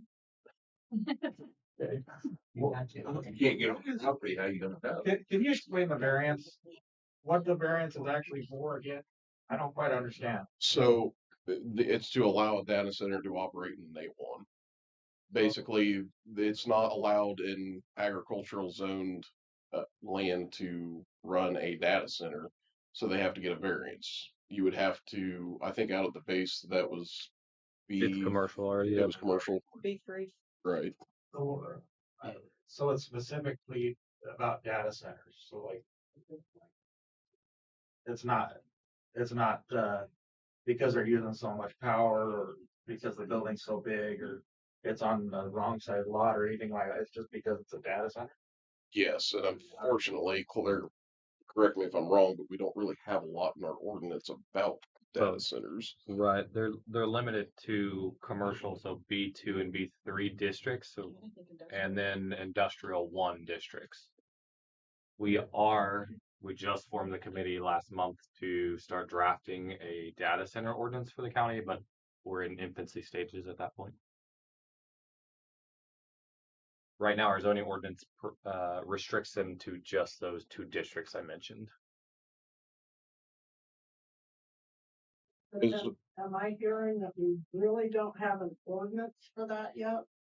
That this is, we're kind of flying out in the wind? It sounds like it's not fleshed out. It just says data centers are restricted. Right? Is that what the deal is? I didn't understand what you said. He's saying that basically we don't have an ordinance about data centers, and I don't think that's exactly what was said. I think it was just said that the data centers are restricted, but there's no nuance to it. And that's what he was. Is that what you were talking about? Say it again, Corey. So our zoning ordinance restricts centers like these to commercial and industrial districts. That's really the depth of it right now. We don't have any other provisions in there about like water control, like Elaine's mentioning, or I don't know, other environmental factors or power usage. We don't have those like we have for wind or solar. We have a committee that is formed just last month to address those lacking pieces in our ordinance right now. So we're trying to come up with the restrictions going forward. That is something that at the state level, they're also looking as well. Would it be prudent to delay this until after the committee is done? Right. Yeah, have some rules in effect. Rules and they need to know it. That's up to the board. Yeah, that's not my decision. So because they filed their application now and we don't have any specific data center ordinance, those rules wouldn't apply to this building. Even if we adopted something, we couldn't essentially apply them to this because they filed already. If it's denied and then rules are made and then they reapply, Then yes, the rules could apply to them. I've got a few comments. Yes. Marcos Walk, lifelong county resident. There's just too much we don't know here, in my opinion. I can't believe they're going to invest in a building like that and not have any water run to it or any other utilities besides electricity. And what's to keep them from, yeah, I'm hearing this on 1.5 acres, 2 acres. But the paper that I read shows it's 287 or 8 acres. So which is it? But 200 and some acres is the size of the entire parcel. plot, yeah. But they're only wanting to use an acre, acre and a half to house the data center now. Is there going to be any future expansion? Yeah. No, they can't. There's no, they don't have enough power there on that parcel. For that substation, and the board can set those restrictions and say, hey, you can't go outside of this acre. Well, and the other thing is, maybe they came here because we don't have any ordinances against the data center. Is that possible? I think it is. Well, you just built one not too long ago, and there wasn't an issue. So Yeah, well, Not on, I- that was not ag land. yeah, it was on the Air Force Base. I would think that's industrial or commercial use. B3. Yeah. Okay. So I think there's too many unknowns. Okay, we need to wrap this up here soon, guys. So yes. I just want they've been talked about what happens when we say something today and then something happens tomorrow. That I've heard that called is moving the goalposts. And one thing, like an example of that was Miami Correctional Facility when it was originally planned was like 1,000 medium security beds and 200 minimum security beds. There's 3,200 beds out there almost now, and it's Indiana's most dangerous prison. But it was never going to house maximum security prisoners. They proposed it to us. Okay, last call, guys. Does anybody else like to speak for or against? Yes, ma'am. What's the company name that's leasing through Mr. Newman? It's a digital egg investment. Okay, is it an actual LLC or is it like a mining? It's an LLC. Yes. Okay. Can we get your name for the record? Amanda Stewart. Thank you. Okay, anybody else? Okay, we're gonna close public comment. Does the board have any questions that they would like to ask? I just, for curiosity's sake, how many computers are you putting in there? That would be anywhere from 1,400 to 1,000. 1,400 to 1,000. Depending on the wattage of the equipment, right? Because it's 4 megawatts. So if they're all 3,000, you could go. It just depends. If they're 4,000, it'd be a lower number. So Yeah, I just wanted to ballpark with it. Yeah. 1,400 to 1,000. Corey, what is your office's stance on this? I think he's answered a lot of my questions that I had hanging out there.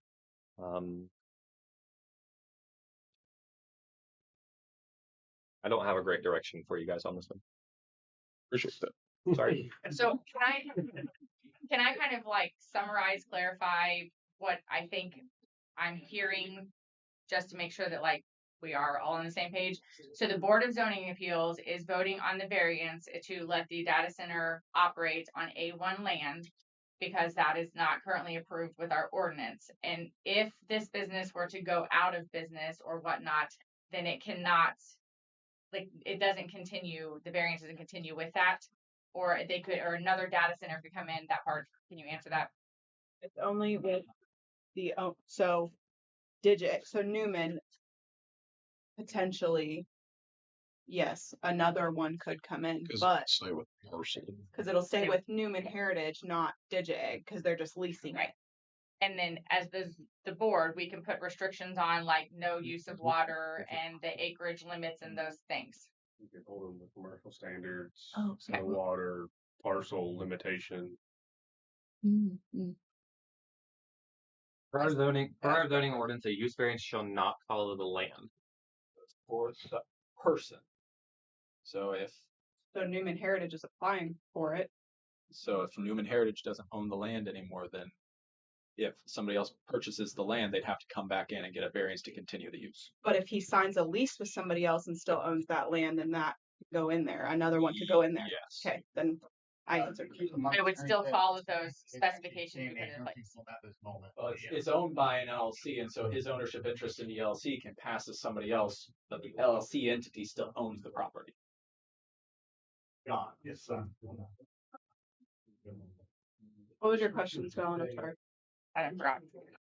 Yes, we can put restrictions. Yes. So we can put restrictions, say that they can only operate for 20 years or, once the contract is void with, and I forget what your company's name is, but that company, we could put a restriction on there that once that agreement is terminated, then the variance is null void, correct? Yes. Yes. So okay. what we can do is we can put what's called reasonable restrictions. Mm-hmm. I can say that sounds reasonable. That's wiggle room. It is. That's what the statute, that's what Indiana law says. So it's not that we can put any restriction. I mean, we can put any restriction, but a judge basically can strike it down if the judge says it's not reasonable. So it's essentially a judge's wiggle room. It sounds reasonable to me. I'd say we can go ahead and then we see if it's challenged. Well, having heard that, is there any restrictions anybody would like to put on? Yeah, so they can't use no water, no well, nothing. Okay, that question was for the board. Oh, I thought Not that's the enough. public. I'm sorry. I'm sorry. So would you want this held to like a commercial standard also? If that's what you guys want. Just from your standpoint as monitoring it. They would. You guys could also say that you only want one of these on this Yeah. parcel. You know what I mean? Not multiple data centers. And you could also, this has to go through state approval and all that too. That's So what I was getting ready to they're ask. going to have to meet commercial requirements. So yes, you guys could put commercial restrictions on So that. this has to go through state design and then get approved by economic development and, Not, well, I don't or know. not economic development, DPR committee. DPR committee. So it's like when we've done the grocery stores in the past and we put it on the commercial, then they have to follow like the signage and the lighting and all of that stuff. Yeah, kind of like the one you did last month. Yeah. Yeah, industrial does more, I think, with light and stuff like that. You can hold it to both. Yeah, commercial can be more like your signs, banners, things like that. I wouldn't hold it to two different districts and standards. Yeah, I mean, I That guess, just could create a lot of confusion. could you set like you have to follow light restrictions here and then specific Yeah, restrictions? you can put a handle limit if that's the measurement you use, but yes, you could put a light limit. I don't know what the light. Yeah.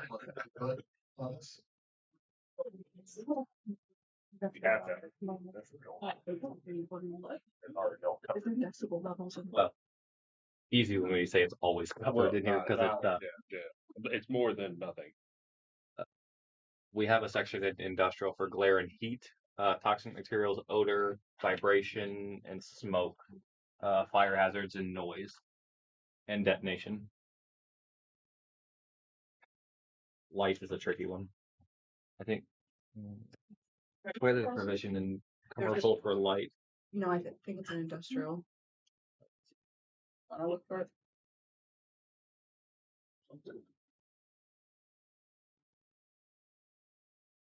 So what are you guys thinking? I'm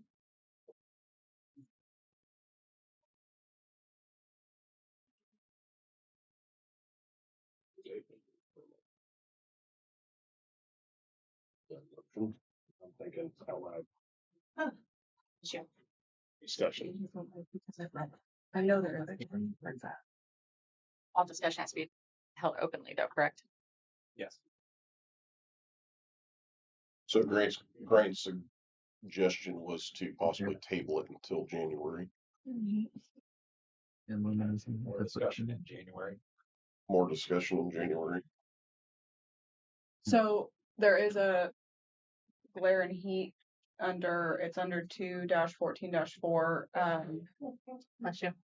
It says no light, heavy industrial or commercial use may cause heat at the lot line so intense that has to do with and then it goes no such use may cause illumination at or beyond any residential district boundary in excess of 0.1 foot candle. That was in. Whatever that means. That's your I don't know. That was in industrial. industrial. Yeah. It talks about the foot candle after that. Oh, as used in this section, the term foot candle means a unit of illumination at all points that are 1 foot from a uniform point source of 1 candle power. We have it. Is that like 1 It light has- power? But for Yeah, is that like 1 Still clear as mud. I know what All horsepower. right, come on, guys. What we want to do here? Table it, to get shit together. Okay, I'm not asking for public You suggestion. know, I'm just not charging you anything. That's free, buddy. Thank you. How long do you think the process is gonna be? I mean, I've gotten Brad's opinion on it, but how long do you think the process will be to at least define what a data center is? Because right now we're classifying this as a computer Are center. you meaning as the committee to look at and define it? Right, and then have the planning commission recommend something to the, would planning commission then have to recommend an ordinance to commissioners? Correct, and there'd be public hearings that you have to go through for that. Mark, wouldn't But- they still be grandfathered in though? We'd have Because to they seem, so that wouldn't even apply to. The only reason I'm Right. asking is he's suggesting tabling this. I'm Table. curious what that time frame looks like. Tabling wouldn't get them under It the wouldn't, ordinance but- because it's the date they file the Okay, application. I got you, sorry. Well, It'd have to be denied, then reapply. Yes. So would tabling Which, even be a if it gets denied, they can only reapply if something has significantly changed, correct? Sure, but would be at least a time limit, I think. I can't recall what our ordinance. I thought there was something in the ordinance where you couldn't reapply unless the conditions had changed. It's not a permanent, you can never reapply, but there is a waiting limit and I think there's a shorter waiting limit if there have been conditions that have changed. Yeah, that's what I was gonna say. If there's a change in the standard, that would merit a shorter time period.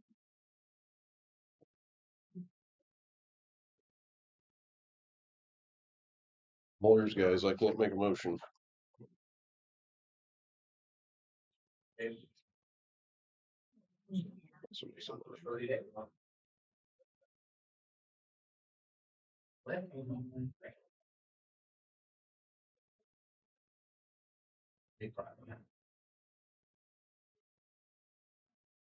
If we table it to look over the different, like the industrial, commercial, all of that stuff. So if we table it for a month, when we come back in the month, does that require that the discussion is opened again? To the public or just to you guys? Either. I think it requires the whole. Not necessarily start over because we don't ignore the testimony that's been given tonight, but you can reopen public comment if you want. But we don't necessarily have to. The one thing that I want to avoid if we do table it, we took everything that everybody said this evening and listened, but we don't need to go through that whole process again. But yeah, Unless something.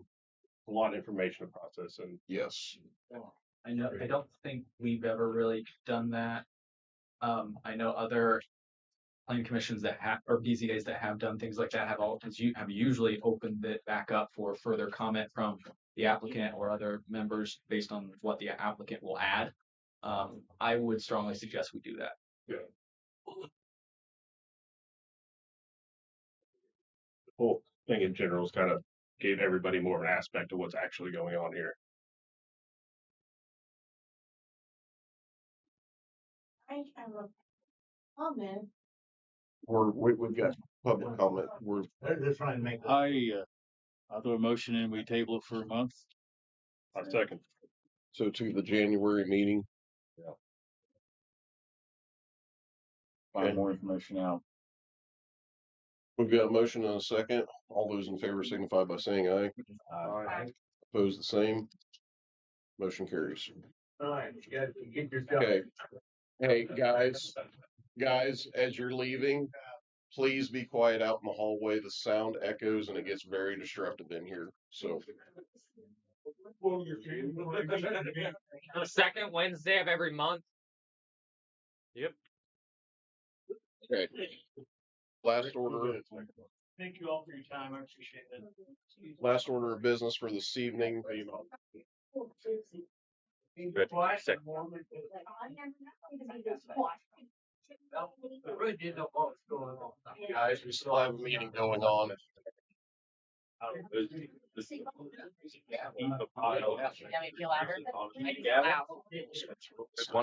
There's one over here. There is a gavel. Here, it's in here. Yeah, you want it? Gavel? Jamie, you want it? There's one in there. We're good.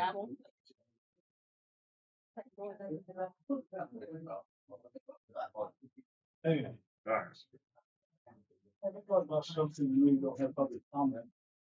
What happens if the company sells out to somebody else, changes their name like so many companies do? How do the ordinances fall there? Well, that's something that we'll need to look at because we discussed putting a stipulation on where it would just be beholden to the current contract with that business owner. So this is stuff we're all going to discuss in between now and next meeting. And like I said, we couldn't hear back there in the corner. What? Everybody's on their mics. I can address that if you have that question at the next meeting. If you have that question at the next meeting, I can address it. We really can't be discussing now that matter's closed. Yeah, and we have another variance to hear, so. okay. Yeah, we still have a meeting going on, guys. All of that, we got that. Okay, everybody please be quiet. Okay, variance 132-25 Peru Mobile Home Company LLC, 257 and 261 North Walnut Street, 260 North Duke Street, Peru, Indiana, seeking a variance from developmental standards to allow a mobile home park to forgo the 2,500 square foot requirement, minimum lot size requirement, and permit smaller lot sizes on 2.94 acres parcel in Peru Township. Sorry, I butchered that, but staff report, please. Mark Crawford submitted this request on November 19th. He is working to clean up this mobile home park, which was previously known as High and Dry. They have removed several dilapidated mobile homes and plan to bring new homes in, but do not have the space to bring the number of mobile homes in and allow 2,500 square feet per lot. They did not remove one lot that was closest to West 10th Street, which allows the mobile home park to meet the required setbacks for side property line. They did. Oh, did I read it wrong? Yeah, they did. Oh, they did remove one lot that was closest to West 10th Street, which allows the mobile home park to meet the required setbacks for side property lines. Mr. Crawford did submit in his application. He said, we purchased the old distressed High and Dry mobile home court with the intention to update the existing units and to install additional new units to fill the vacant park spaces in order to provide safe, affordable housing in Miami County and the surrounding city of Peru.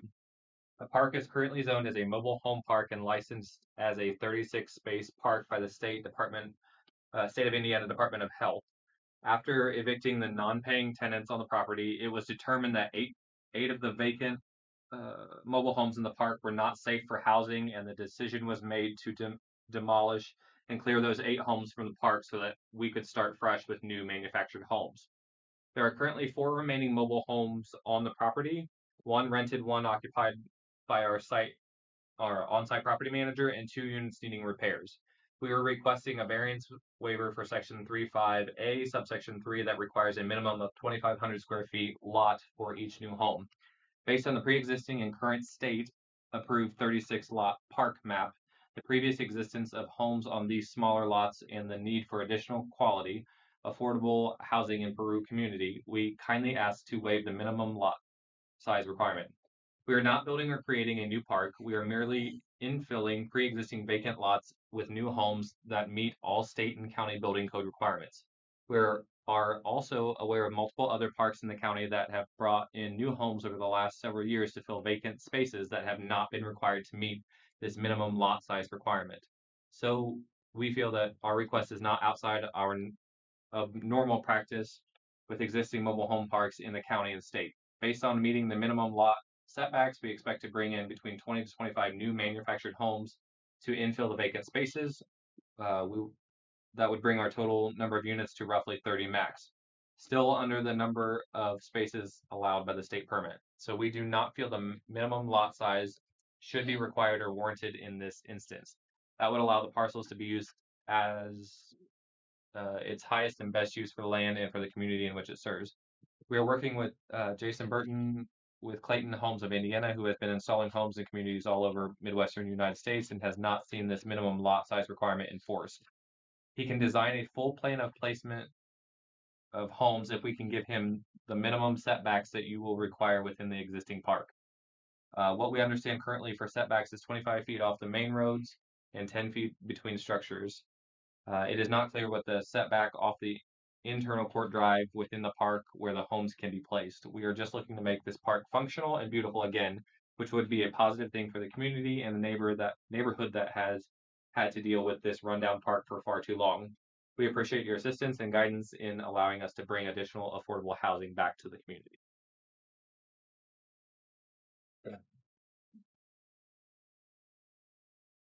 Is there a representative here from Peru Mobile Home Community? Yes. I am the on-site manager. Okay. Would you like to add anything to that? I would like to, you're probably all aware of Wabash Flats, which I realize is in the city. They have 10 feet between each mobile home. The lot size that we're proposing would give 15 feet, which would be half again as much yard as what they have.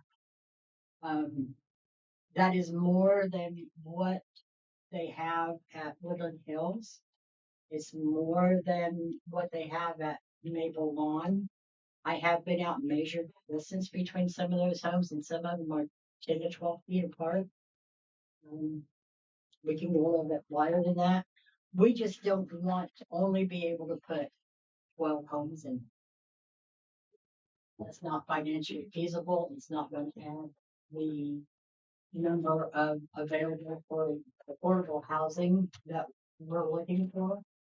And so I would ask that you move the 2,500 square foot down to possibly 2,000 square foot, which is still going to give a lot of room in a lot more room than the normal lots and other more complex. Okay, does the board have any questions? What is your current square footage of a lot right now? Well, there are no marked lots at this point. We have not only taken out all of the non-paying residents and all the homes, we have also taken out all of the cement pads. So there are no specific lots at this time. As soon as we are able to map out, we're also going to run all new water lines in there, all new electricity. So everything's going to be a lot better than it ever has been. So the 2,000 square feet that you're suggesting, that gives you 15 feet between each home is what you're saying? Yes. Okay. But again, just to clarify, we're not looking at setbacks here. We're looking at lot size. Right. Then that's why I worded that the way that I did. Yep. 2,000. So is there any public comment for or against? Yes. We're totally against it.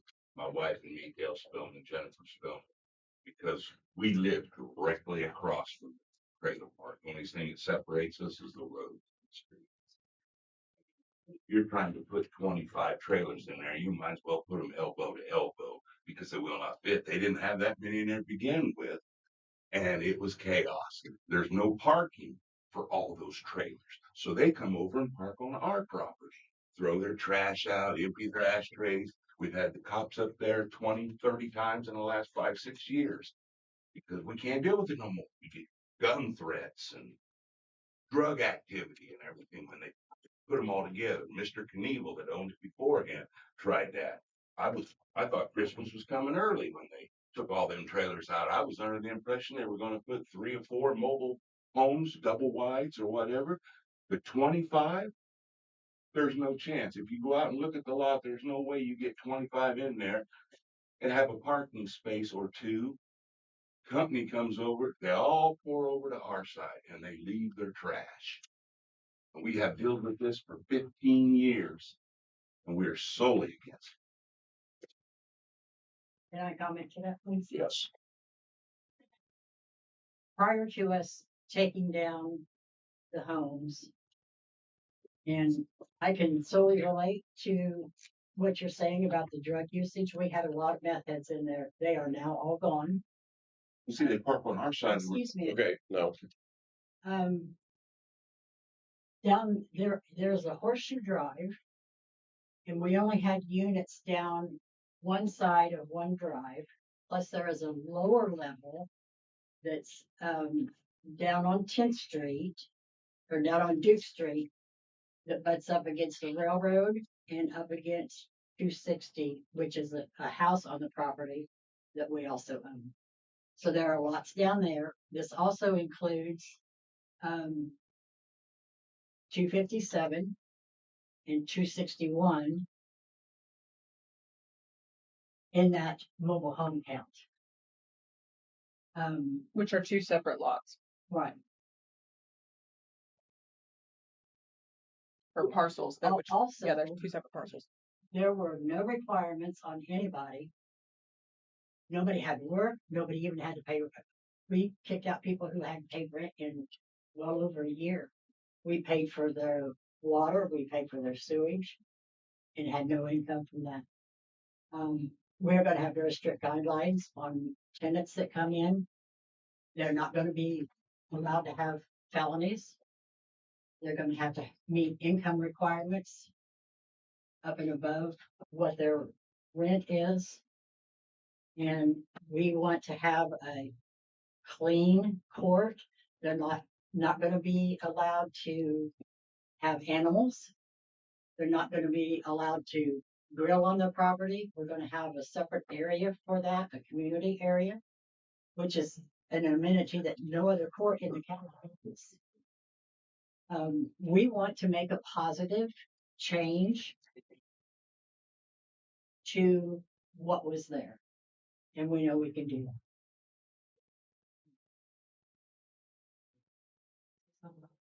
that.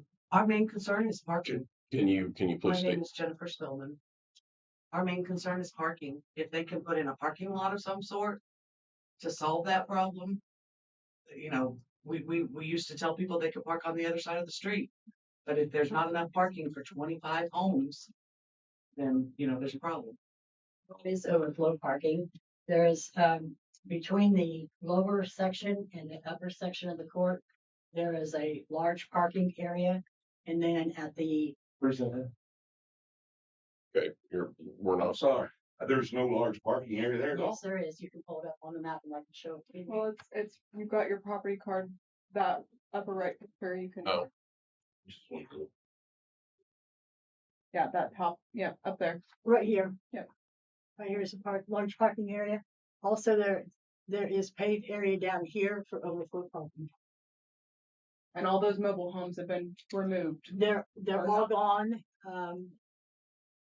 This one is still here, and it's going to be removed. And then there is one right here, and it's going to be removed as well. So no new homes will be there as well. Corey, there's a map in our package that says 2017 routing. It looks like it's pretty neatly drawn. It's got some flow arrows, I guess traffic maybe. That's the old lots. That's the old lots. Okay. Yeah. So they're, I mean, real in relation to what you got here on this old map, is that about what you're trying to do again? No, they will be further spaced apart.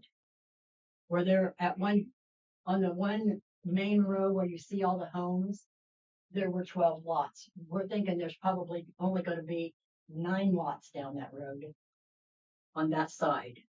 To the west of that, we're talking a couple double wides, some smaller units on the lower portion.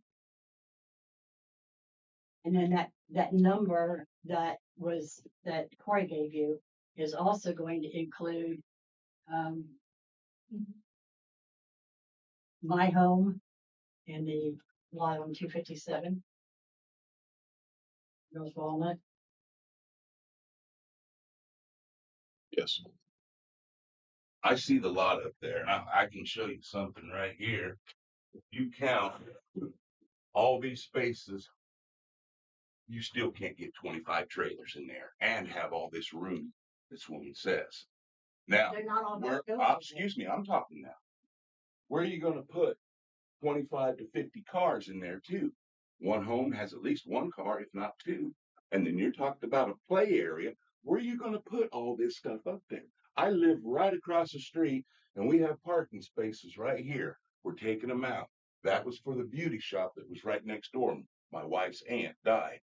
So they turned this into a home and we're going to saving the money up to get these out of here. But they all think they own this parking space and we got to clean up the mess. We got to deal with the drunks. We got to deal with it all. And there's just no way in the world. Even down here, they only had 3 trailers and it was full. You can't get 25 trailers in there. I swear, I'll challenge anybody and pay them $50 if they can get. You can't do it. There's no room. Okay. Is there any other public comment for or against? Yes, sir. Please state your name and address. I'm Tom Lennon. I'm a neighbor up there, and I've been up here 27 years. And I can tell you this trailer court has been a bad neighbor to our neighborhood. It's been a burden on the police departments. I mean, it used to be the city police monitor. Now the county's took it over. This county. They tore down some trailers and they didn't clean up the mess from tearing down the trailers, just tore down. There's still trash, broken glass everywhere. There's still cement slabs from the trailers. They're not all gone. They haven't removed all the cement slabs, so I presume they're wanting to put trailers back in where they used to be. There was a tree that fell down across Duke Street. The county had to come cut up the big limb. The tree is unsafe to this point. They've never even took care of the unsafe tree laying over the street. They have railroad fights with them all the time because they put their trash over the railroad tracks. The residents, they trash the railroad tracks. Railroad police is there all the time picking up their trash and coming to talk to the city. I don't know if they talk to you guys, but they used to go to City Hall and want to try to see if they can get some help with monitoring that. But this place, I'm not forgiving them any leniency or releasing any restriction on them because it's an eyesore for our neighborhood and it depreciates our value of our homes. And if they're going to want to pile trailers in there, it's just going to be an eyesore for us all. And like I said, like Dale said, there's no room for any parking when they were there before. And if they're going to put more in there, there's no room for parking. And the people that come and go there, they come down to my neighborhood. I live a block down, and I catch them. I had to put cameras in because they're walking around my yard wanting to pick up scrap metal or pull my trash cans down to the trailer court. It's a burden for our neighborhood to kind of people hang out in there. And there's still some people like that there now, even though they tore down some trailers. They come and go at night. They're around our neighborhood. They're a bad neighbor. I don't want to give them any leniency. Just so that we're all on the same page, whether this is approved or denied, it has nothing to do with whether or not the trailer court can operate. Yeah, it's just how many trailers can go in the property. And we can't handle what was even in there before. Yeah, then they got to allow parking because they all park on our roof. And then we get left with the mess. And you can go down there on any Friday, Saturday night when the trailers were in there and you could watch the show. Police coming, going, people getting arrested, fights, guns, drugs. The one trailer that was left has, I don't know how many rooms, like 8 rooms that people would rent out. I don't know how many doors there is, but I heard there were 8 rooms that they rented out to people for who knows what kind of activity. Just recently, the air conditioners were ripped out of the back of the thing. The skirting's blowing around the neighborhood. They haven't been a good neighbor cleaning this place up. And then now we got windows open, air conditioners ripped out of the back. There were probably, who knows what happened, scrapped or whatever. But the place is an eyesore, always has been, still has weed weed problems growing along 10th Street. You can't hardly see the stop sign. It's an overgrowth area, and I don't know how many times the county has mowed it this year. But prior to the county taking over, the city was mowing it all summer long before the county took over. Yeah, I can see the red truck down there. Okay, no. Yeah. The red truck is our private contractor. No. Okay. Is there any other public comment for or against? Yes. One question. She mentioned that it's to bring affordable housing back. Is this affordable housing that actually takes tax credits, or is this just something that the property owner is labeling as affordable? That is something I can't really answer to. Okay. They pay taxes on those mobile homes also on top of property taxes, so that would be a question for the assessor's office on how they assess those. Okay. Yes. We're gonna end up paying a lot more taxes with the new homes. The question is specifically, is it an affordable property that takes tax credit from the federal government? If Oh, it I see was what you're actually listed, somebody up there would know. So it tells me it's not necessarily affordable housing as the government. You're saying like listed. HUD or something. Correct. Okay. Yes. Okay. We're not a HUD. Okay. Any other public comment for or against? Yes, sir. Wait a minute. Oh, you're all right. If you want to stay No. sitting, you can. That's right there. Yeah. I live over on Walnut Street, behind all this. I got the only house on the lot. I'm not totally against the mobile home. And I fought this with the other owners had it. Move in some good, decent trailers, like maybe double wides or something, where a family can move in and maybe stay a while. Now, it's my understanding they're going to have all rentals, which that doesn't, I don't know. But the lot size is what I'm concerned about. I don't have the parking problems they do because nobody wants to come around on my side. But I just think that smaller lots, maybe, and you can have some home effect. That's what they call it, mobile home. Well, I call them highway trailers, but it's the same thing. And I think that should be taken into effect. And what they're saying is right. The lady is doing a good job of getting things cleaned up. I don't think she has an open checkbook, so the owner probably dictates some of what is done too. I don't know. But anyway, that's my thing. Okay. Good luck. Yes, ma'am. Okay, so there's been comment of the final cleanup has not happened yet. That's because there's no reason for us to go in there and grade it out and go down and take out some dirt and bring in new fill dirt until we know where the homes are going to be placed and we're able to run the new water lines through there. What's the point of fixing the entire property twice? That's not financially feasible. Yes.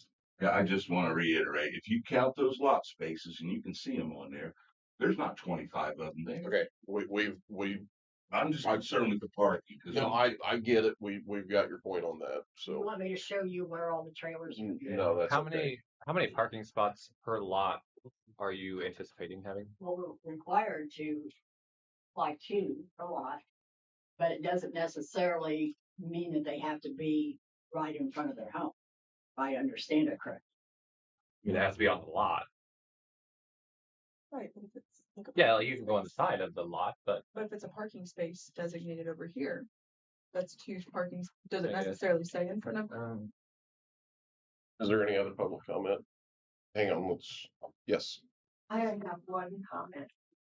After the cleanup, they have a perfect opportunity to make that into a nice mobile home park and get away from the garbage that's been there. Put in nicer trailers, have the bigger lots, get people in there who don't necessarily want to make meth, and take drugs. upgraded a little bit. It's been, like Mr. Lennon said, it's been an eyesore for years. And with all of them gone, they've got the opportunity to go in there and really make it a nice place that people want to get into. And they'll pay more to get into it. Yes. Tom Lennon again. The trailer that was left with all the 8x8 rooms that were rented out for whatever use. I don't know why that gets allowed to stay. And that could bring nothing but bad in as far as I'm concerned. You go in and rent an 8x8 room for a house and live out of that, that concerns me. And also I hate to see it stay a trailer court. It's a nice location for a couple of nice houses. Would be a real asset to our neighborhood and tax rate for the city and county. And trailer courts are the people that come and go from it. It's just not a positive for our neighborhood. The building that he's talking about is a quad, and they are not 8x8 rooms. We have been told that when the city still had their 2 mile around it,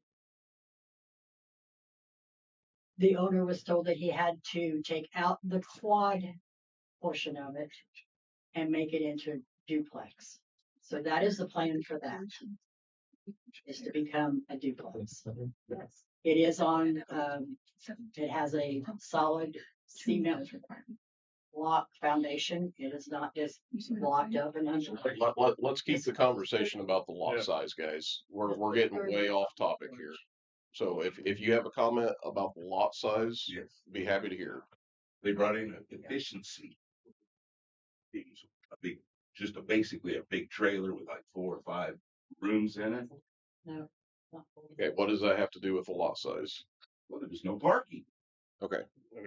Noted in triplicate. Is there anybody else that would like to speak for or against about the lot size? No. Okay. Not to ask a dumb question here. I'm pretty good at it. What I'm just failing to see how you can't meet the requirements. Is there? I'm not great at math, but well, how many? Well, I don't get why you can't just meet this. Because it seems like you have enough acreage here to meet it. You said 30 lots is what you plan to put back ish.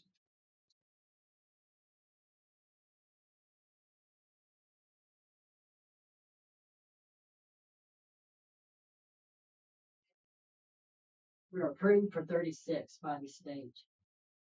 We would like to put in 25 plus the 4 that are there, so that On top of the 36? No. She's saying the 29 total. This is what it was licensed for back when the trailers were smaller.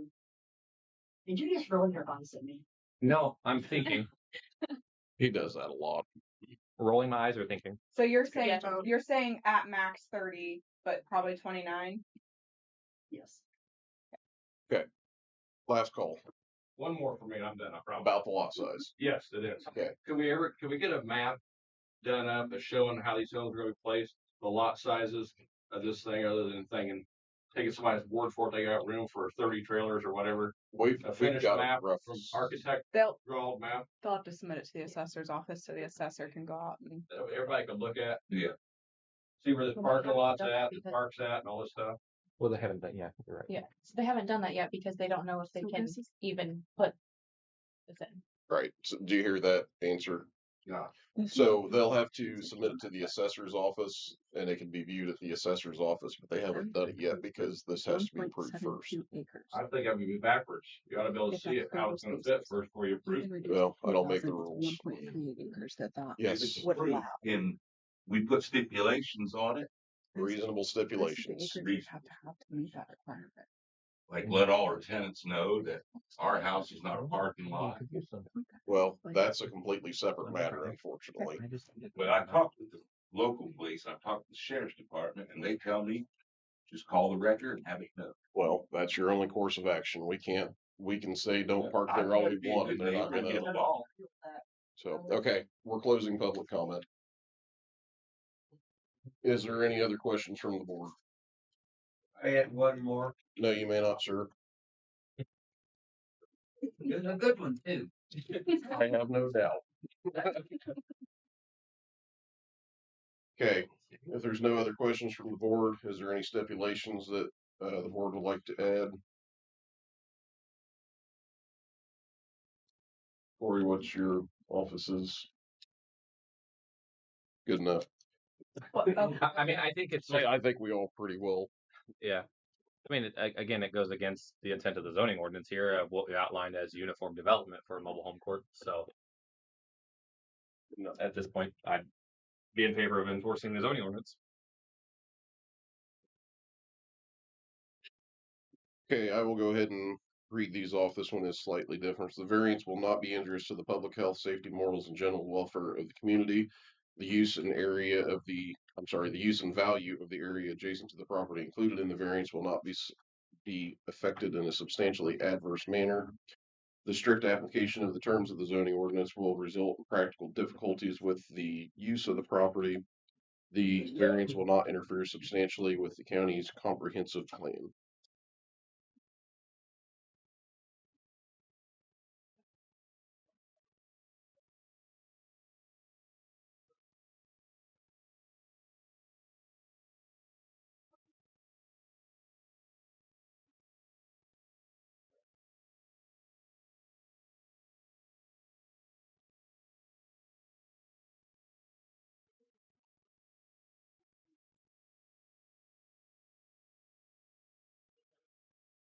Variance does not pass. For finding one, it was 1 agree, 4 disagree. For findings 2 and 3, it was 0 agree, 5 disagree. And finding 4, it was 1 agree, 4 disagree. Variance does not pass. Okay. So you've got to work with the 2,500 square foot requirement. So if there is no other business for the evening, I would look for a motion to adjourn. Motion to adjourn. A second. Motion and a second. All those in favor signify by saying aye. Aye. Opposed the same. Good night, everybody. Or do you want us to power these iPads down? You don't have to. I'll get them.